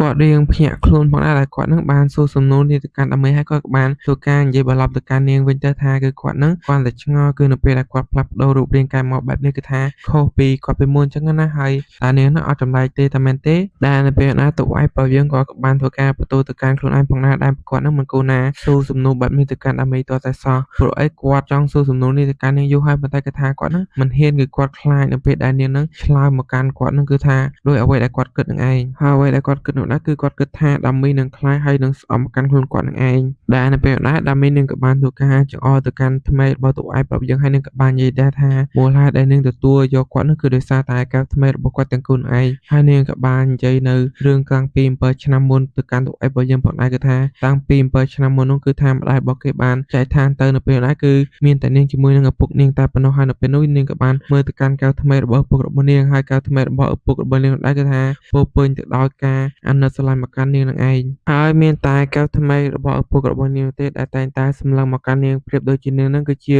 មនុស្សដែលគួរឲ្យអាណិតជាងគេនៅក្នុងពិភពលោកចឹងហើយនៅពេលខ្លះនាងពិតជាមានអារម្មណ៍ថារំខានខ្លាំងមែនទែននៅពេលដែលឃើញនៅខ្សែថ្មីរបស់ឪពុករបស់នាងដែលសម្លឹងមកកាន់នាងប្រៀបដូចទៅនឹងមនុស្សដែលគួរអាណិតជាងគេនៅក្នុងពិភពលោកមួយនេះចឹងហើយកាលពីអាទិត្យមុនគឺនៅពេលដែលនាងបានឃើញនៅបរមអ្នកដែលខ្លួនពពឹងទៅដោយឈាមបានដើរចូលទៅក្នុងផ្ទះរបស់នាងគឺនាងពិតជាមាននៅភាពភ័យខ្លាចខ្លាំងមែនទែនប៉ុន្តែនៅពេលដែលនាងបានឃើញនៅខ្សែថ្មីរបស់គាត់ទាំងគូហើយនាងក៏បានដឹងដែរថានោះគឺជាខ្សែថ្មីរបស់ពុករបស់នាងដែរតែងតែសម្លឹងមកកាន់នាងបែបនេះនឹងឯងដែលនៅលើលោកនេះដែរគឺមានតែខ្សែថ្មីរបស់ពុកនាងតែម្នាក់គត់ដែរតែងតែសម្លឹងមកកាន់នាងពពឹងទៅដោយនៅភាពកក់ក្ដៅដែលនាងនិយាយចម្លើយទាំងអស់នេះទៅកាន់តុឯកប្រាប់យើងពពេញទៅដោយស្នាមញញឹមតែម្ដងនិយាយទៅគឺថាចម្លើយរបស់នាងខុសពីអ្វីដែលតុឯករបស់យើងនឹងគឺទាំងស្រុងឬហើយយើងក៏បានកាប់មកដល់ពេលថ្ងៃរះវិញម្ដងនៅពេលនោះយើងក៏បានឃើញនៅស៊ុំប៊ីស្លាំងមួយនោះដែលមានសំហៅវាថាស៊ុំប៊ីខ្ចង់ទៅចោះដែលនៅពេលដែរយើងក៏បានឃើញនៅលោកខូណេបានធ្វើការបញ្ជានៅកូនចៅរបស់គាត់ហ្នឹងធ្វើការបើកការបាយវិភាទៅកាន់ស៊ុំប៊ីខ្ចង់នោះផងដែរ ដែលនៅពេលដែលសំបីខ្យល់មួយនោះវាស្រែកពពន់ទៅដោយការឈឺចាប់យ៉ាងខ្លាំងហើយនៅពេលដែលយើងក៏បានឃើញនៅទូ Apple យើងគាត់ក៏បានធ្វើការហក់ទៅកាន់សំបីនោះផងដែរដែលនៅក្នុងដៃរបស់ទូ Apple យើងហ្នឹងក៏មាននៅពូថៅមគូផងដែរដែលគាត់បានធ្វើការប្រើនៅពូថៅមគូនោះធ្វើការបើកការវិភាគទៅកាន់សំបីខ្យល់មួយនោះផងដែរដែលនៅពេលដែលធ្វើឲ្យកូនទាហាននៅទីនោះពិតជាមាននៅការភ្ញាក់ផ្អើលទៅកាន់ទូ Apple យើងខ្លាំងមែនទែនហើយយើងក៏បានឃើញផងដែរថាទូ Apple យើងធ្វើការបើកការវិភាគតែមើលការវិភាគតែប៉ុណ្ណោះគាត់បានសម្លាប់ទៅកាន់សំបីខ្យល់មនុស្សបាត់ទៅដែលយើងក៏បានឃើញដែរថាសំបីខ្យល់មនុស្សគឺវាពិតជាមាននៅរូបរាងធំខ្លាំងមែនទែនដោយថ្មីរបស់វាមួយនឹងចង់ធំជាងខ្លួនរបស់ទូ Apple យើងនឹងទៅទៀតតែបន្ទាប់ពីសម្លាប់ទៅកាន់សំបីខ្យល់នោះហើយទូ Apple យើងគាត់ក៏បានឃើញនៅជីវិតមុនរបស់គាត់ផងដែរគឺជាជីវិតទី91របស់គាត់នឹងឯងគឺគាត់បានធ្វើការចំណាយពេលយ៉ាងយូរខ្លាំងមែនទែនដែលរហូតទៅដល់378ថ្ងៃឯណោះទម្រាំតែគាត់នឹងបានជួននៅដាមេកូនស្រីរបស់គាត់នឹងទៅកាន់ដេជនប៉ុន្តែនៅជីវិតទី100របស់គាត់នេះដែរគឺគាត់ចំណាយពេលត្រឹមតែរយៈពេល14ថ្ងៃតែប៉ុណ្ណោះបន្ទាប់ពីសំបីបានកាត់ឡើងគឺគាត់បានធ្វើដំណើរមកដល់ដេជននេះហើយនៅពេលដែលគេមកដល់ដេជននេះដែរយើងមើលទៅកាន់ក្រុមគ្នារបស់ទូ Apple យើងមើលទៅកាន់ពួកគេពិតជាមាននៃការភ្ញាក់ផ្អើលខ្លាំងមែនទែនព្រោះហើយយើងក៏បានកាត់ទៅរយៈពេល11ថ្ងៃមុនបន្ទាប់ពីសំបីបានកាត់ឡើងបានរយៈពេល3ថ្ងៃនៅពេលនោះយើងក៏បានឃើញនៅក្រុមទាហានមួយក្រុមដែលគេក៏បានធ្វើការធ្វើដំណើរទៅកាន់ដេជនដើម្បីវាលុកនៅទីនោះដើម្បីទៅដើមនៅកន្លែងទីនោះឯងដែលគេក៏បានធ្វើការវាលុកចូលទៅទីនោះបានជោគជ័យផងដែលធ្វើឲ្យមេបញ្ជាការរបស់គេនឹងពិតជាសប្បាយចិត្តខ្លាំងមែនទែននៅពេលដែលគេកំពុងតែសប្បាយចិត្តដែរកូនចៅរបស់គេក៏បានធ្វើការរាយការណ៍មកកាន់គេផងដែរគឺថាកងទ័ពដែលគេបានបញ្ជូនឲ្យធ្វើការបើកការវិភាគរកលុយចំចាត់ពពុះសំបីទាំងអស់នោះគឺថាជោគជ័យបានតែមួយតែប៉ុណ្ណោះគឺនៅដេជននឹងឯងហើយឯកងទ័ពដទៃទៀតដែលគេបានបញ្ជូនទៅគឺថានៅពេលនេះមិនអាចតាក់ទងទៅកាន់ពួកគេបាននោះទេនៅពេលដែលមេរបស់គេលើបែបនេះគឺថាធ្វើឲ្យមេរបស់គេនឹងពិតជាមានការខឹងយ៉ាងខ្លាំងដោយមេបញ្ជាការរបស់គេនឹងពិតជាមានការឆ្ងល់ខ្លាំងតែហើយបានជាពពុះសំបីទាំងអស់នេះគឺថាវានឹងកើតឡើងលឿនខ្លាំងម្ល៉េះគឺថាពួកគេនឹងមិនអាចធ្វើការទប់ទល់ទៅកាន់ពួកវាបាននោះទេគឺថាគេបានបញ្ជូនកូនចៅរបស់គេទៅប្រហែលជា5 6កន្លែងហ្នឹងគឺថាជោគជ័យបានតែមួយកន្លែងតែប៉ុណ្ណោះដោយគេនឹងពិតជាមិនចង់ឃើញនៅប្រទេសកូរ៉េរបស់គេនឹងត្រូវបានបញ្ចប់ដោយបែបនេះនោះទេប៉ុន្តែនៅពេលនោះគេក៏បាននិយាយផងដែរថាប៉ុន្តែទោះបីជាយ៉ាងណាក៏ដោយគឺវាទៅតែរយៈពេល3ថ្ងៃតែប៉ុណ្ណោះហើយណាមួយទៀតគឺថាគេបានជោគជ័យក្នុងការទៅដើមនៅទីក្រុងមួយផងដែរតែគេពិតជាជឿជាក់ទៅកាន់ក្រុមទាហានរបស់គេនឹងខ្លាំងមែនទែនដែលក្រុមទាហានរបស់គេដែរគឺមានឈ្មោះថា Blue Ankle ព្រោះហើយយើងក៏បានកាត់ទៅដល់ក្រុមទាហាន Blue Ankle វិញម្ដងនៅពេលនោះយើងក៏បានឃើញនៅទាហានមួយដែរមើលទៅកាន់គេទំនងដូចជាមេដឹកនាំរបស់ Blue Ankle នឹងឯងនៅពេលនោះគេក៏បានធ្វើការតាក់ទងទៅកាន់មេបញ្ជាការរបស់គេផងដែរដែលនៅពេលនោះមេបញ្ជាការរបស់គេនឹងក៏បានប្រាប់ឲ្យគេនឹងធ្វើយ៉ាងណាក៏ដោយឲ្យគេនឹងបំពេញនៅមីសិនរបស់គេនឹងឲ្យបានសម្រេចដែលគេនឹងគឺជាក្តីសង្ឃឹមចុងក្រោយរបស់គាត់ហើយបើសិនជាគាត់មិនអាចបំពេញនៅមីសិនរបស់គេបានសម្រេចក្នុងការការពារនៅដេជននោះបានទេនោះពួកគេប្រកាសជាចាប់ជាមិនខានឬហើយយើងក៏បានកាប់មកដល់ក្រុមទាហាន Blue Ankle វិញម្ដងនៅពេលដែលគេកំពុងតែដើរពិនិត្យមើលនៅទីនោះផងដែរនៅពេលនោះដែរមេបញ្ជាការរបស់គេក៏បានកលែកមើលទៅលើក៏បានឃើញនៅអ្វីម្យ៉ាងនៅលើចុងអគារដែលធ្វើឲ្យពួកគេនឹងពិតជាមាននៅការភ្ញាក់ផ្អើលខ្លាំងមែនទែនដែលនោះដែរគឺជាសំបីនឹងឯងមើលទៅកាន់វាគឺថាសាច់ដុំរបស់វាគឺថាពិតជាធំខ្លាំងមែនទែនដែលមើលទៅកាន់វាពិតជាកំណាយខ្លាំងមែនទែនដែលវាមាននៅកៅថ្មីពណ៌ក្រហមឆ្អិនឆ្អៅតែម្ដងដោយយើងមិនដឹងទេថាក្រុមទាហាន Blue Ankle ហ្នឹងនឹងទៅជាយ៉ាងណាដោយសាច់រឿងរបស់យើងក៏បានកាត់មកដល់ពេលបច្ចុប្បន្នគឺក្រុមរបស់ទូឯកប្រុសរបស់យើងជាមួយនឹងលោក Colonel នេះវិញម្ដងនៅពេលពួកគេបានមកដល់ឃើញនៅបន្ទាយនៅដេជននេះហើយដែលធ្វើឲ្យពួកគេនឹងពិតជាមាននៅការភ្ញាក់ផ្អើលខ្លាំងមែនទែនដែលយើងមើលទៅកាន់បន្ទាយដេជននេះដែរគឺថាមើលទៅកាន់វាពិតជាធំហើយនឹងរឹងមាំខ្លាំងមែនទែនដែលលោក Colonel គាត់ពិតជាសប្បាយចិត្តខ្លាំងមែនទែនហើយគាត់ក៏បាននិយាយផងដែរថាគឺវាហួសពីអ្វីដែលគាត់បានរំពឹងទុកទៅទៀតគឺគាត់គិតថាវាគ្រាន់តែជាកូនទីក្រុងដ៏តូចមួយតែប៉ុណ្ណោះប៉ុន្តែនៅពេលដែលគាត់បានមកឃើញផ្ទាល់វាពិតជាអស្ចារ្យខ្លាំងមែនទែនហើយកូនទាហានទាំងអស់នោះពួកគេពិតជាសប្បាយចិត្តខ្លាំងមែនទែនបន្ទាប់ពីបានឃើញនៅបន្ទាយដ៏ធំរឹងមាំបែបនេះខុសគេតែទូឯកប្រុសរបស់យើងមើលទៅកាន់ទឹកមុខទូឯកប្រុសយើងគាត់ដូចជាខឹងអ្វីម្យ៉ាងចឹងមើលទៅកាន់គាត់ដូចជាមានរឿងអ្វីម្យ៉ាងចឹងដែលធ្វើឲ្យដាមេគេពិតជាឆ្ងល់ទៅកាន់ឪពុករបស់នាងយ៉ាងខ្លាំងថាតើឪពុករបស់នាងនោះកំពុងតែមានរឿងអីមែនចំណែកឯទូឯកប្រុសយើងវិញគាត់កំពុងតែគិតថាវាពិតជាចម្លែកខ្លាំងមែនទែនគឺមានរឿងអ្វីមួយដូចជាមិនស្រួលហើយគឺគាត់ចាំច្បាស់ណាស់បន្ទាប់ពីស៊ុំប៊ីបានផ្ទុះឡើងមាននៅទីក្រុងជាច្រើនបានរួមបញ្ចូលជាមួយនឹងសហរដ្ឋកូរ៉េហើយសូម្បីតែដេជននេះក៏ដូចគ្នាផងដែរហើយគាត់ចាំច្បាស់ណាស់បន្ទាប់ពីគេបានគ្រប់គ្រងនៅដេជននេះហើយគាត់បានមកដល់ទីនេះគឺគាត់ឃើញថាមានត្រឹមតែកូនភូមិតូច3តែប៉ុណ្ណោះប៉ុន្តែឥឡូវនេះវាពិតជាខុសគ្នាឆ្ងាយដាច់ស្រឡះខ្លាំងមែនទែនដែលឥឡូវនេះគឺវាមាននៅអគារធំជាច្រើនដែលមកទៅវាប្រៀបដូចទៅនឹងទីក្រុងដ៏ធំសម្បើមមួយអញ្ចឹងហើយនេះដែរគឺវាទើបតែមានរយៈពេល14ថ្ងៃតែប៉ុណ្ណោះគឺវាមិនគួរជឿ ជឿទាល់តែសោះដែលនៅពេលណាទូកឯងប្រុសយើងក៏មានអារម្មណ៍ដឹងនៅចំហើមមួយយ៉ាងខ្លាំងចេញមកពីក្នុងនោះដែលវាពិតជាខ្លាំងមែនទែនដែលធ្វើឲ្យទូកឯងប្រុសយើងនឹងដូចជារឿងថប់ដង្ហើមខ្លាំងមែនទែនហើយគាត់ក៏បានគិតផងដែរថាវាប្រកាសជាមាននៅរឿងអ្វីមិនស្រួលនៅទីនោះជាមិនខានហើយនៅពេលណាទូកឯងប្រុសយើងក៏បានប្រាប់ទៅកាន់កូនស្រីរបស់គាត់ផងដែរថាឲ្យនាងនឹងប្រុងប្រយ័ត្នខ្លួនហើយឲ្យនាងនឹងកុំទៅណាឆ្ងាយពីគាត់ឲ្យសោះដែលដាមីនាងឃើញនៅឪពុករបស់នាងបែបនេះនឹងពិតជាឆោតខ្លាំងមែនទែនហើយនឹងក៏បានសួរទៅកាន់ឪពុកនាងទៅថាតើគាត់កំពុងតែខ្លាចនៅអ្វីមែនតែនៅពេលណាទូកឯងប្រុសយើងអត់បានតបតជាមួយនឹងដាមីនោះទេដែលនៅពេលនោះយើងក៏បានឃើញនៅលោកខូណេផងដែរដែលគាត់បានបញ្ជាឲ្យកូនចៅរបស់គាត់នឹងរៀបចំខ្លួនលឿនទៅព្រោះឯគាត់មានពេលគ្រប់គ្រាន់ទេចាប់ផ្ដើមនាំគ្នាចូលទៅក្នុងទីក្រុងនៅលឿនទៅនៅពេលដែរក៏មាននៅកូនចៅម្នាក់រត់មករកលោកខូណេហើយក៏បានរាយការណ៍ទៅកាន់លោកខូណេទៅដែរនៅពេលដែរលោកខូណេក៏បានសួរទៅកាន់កូនចៅរបស់គេទៅថាតើមាននៅបញ្ហាអ្វីមែនដែលនៅពេលនោះកូនចៅរបស់គាត់ក៏បានប្រាប់ទៅកាន់គាត់ទៅម្លងពេលដែលគេធ្វើដំណើរតាមផ្លូវសេចុងគេបានផ្ទះឃើញនៅអ្វីមួយដ៏ចម្លែកខ្លាំងមែនទែនដែលគេមិនអាចមើលវាដោយថ្មីទេបានទេដែលគេបានប្រើនៅដ្រូនធ្វើការថតវាពីខាងលើមកបានគេអាចមើលវាបានហើយនេះគឺជាអ្វីដែលគេបានឃើញហើយគេក៏បានហុច laptop ឲ្យទៅកាន់លោកខូណេមើលទៅនៅពេលដែលលោកខូណេបានឃើញរូបនៅក្នុង laptop នោះហើយគាត់ពិតជាមានការភ្ញាក់ផ្អើលខ្លាំងមែនទែនហើយគាត់ពិតជាឆ្ងល់ខ្លាំងមែនទែនថាតើរូបដ៏ធំនេះវាគឺជាអ្វីទៅហើយហេតុអ្វីបានជាគេគូរវានៅទីនេះអញ្ចឹងដែលលើបែបនេះទូកឯករបស់យើងក៏បានធ្វើការកញ្ចក់ laptop ពីដៃរបស់លោកខុនណេយកមកមើលតែម្ដងហើយនៅពេលដែលទូកឯករបស់យើងឃើញនៅរូបនោះហើយដែលធ្វើឲ្យទូកឯករបស់យើងនោះពិតជាមាននៅការភ្ញាក់ផ្អើលខ្លាំងមែនទែនហើយយើងមិនដឹងទេថានៅក្នុង laptop នោះមានអ្វីបានជាទូកឯករបស់យើងមាននៅការភ្ញាក់ផ្អើលខ្លាំងយ៉ាងនេះហើយនៅក្នុងពេលតែមួយនោះដែរយើងក៏បានឃើញនៅអគារមួយផងដែរដែលអគារនោះដែរវាមានឈ្មោះថា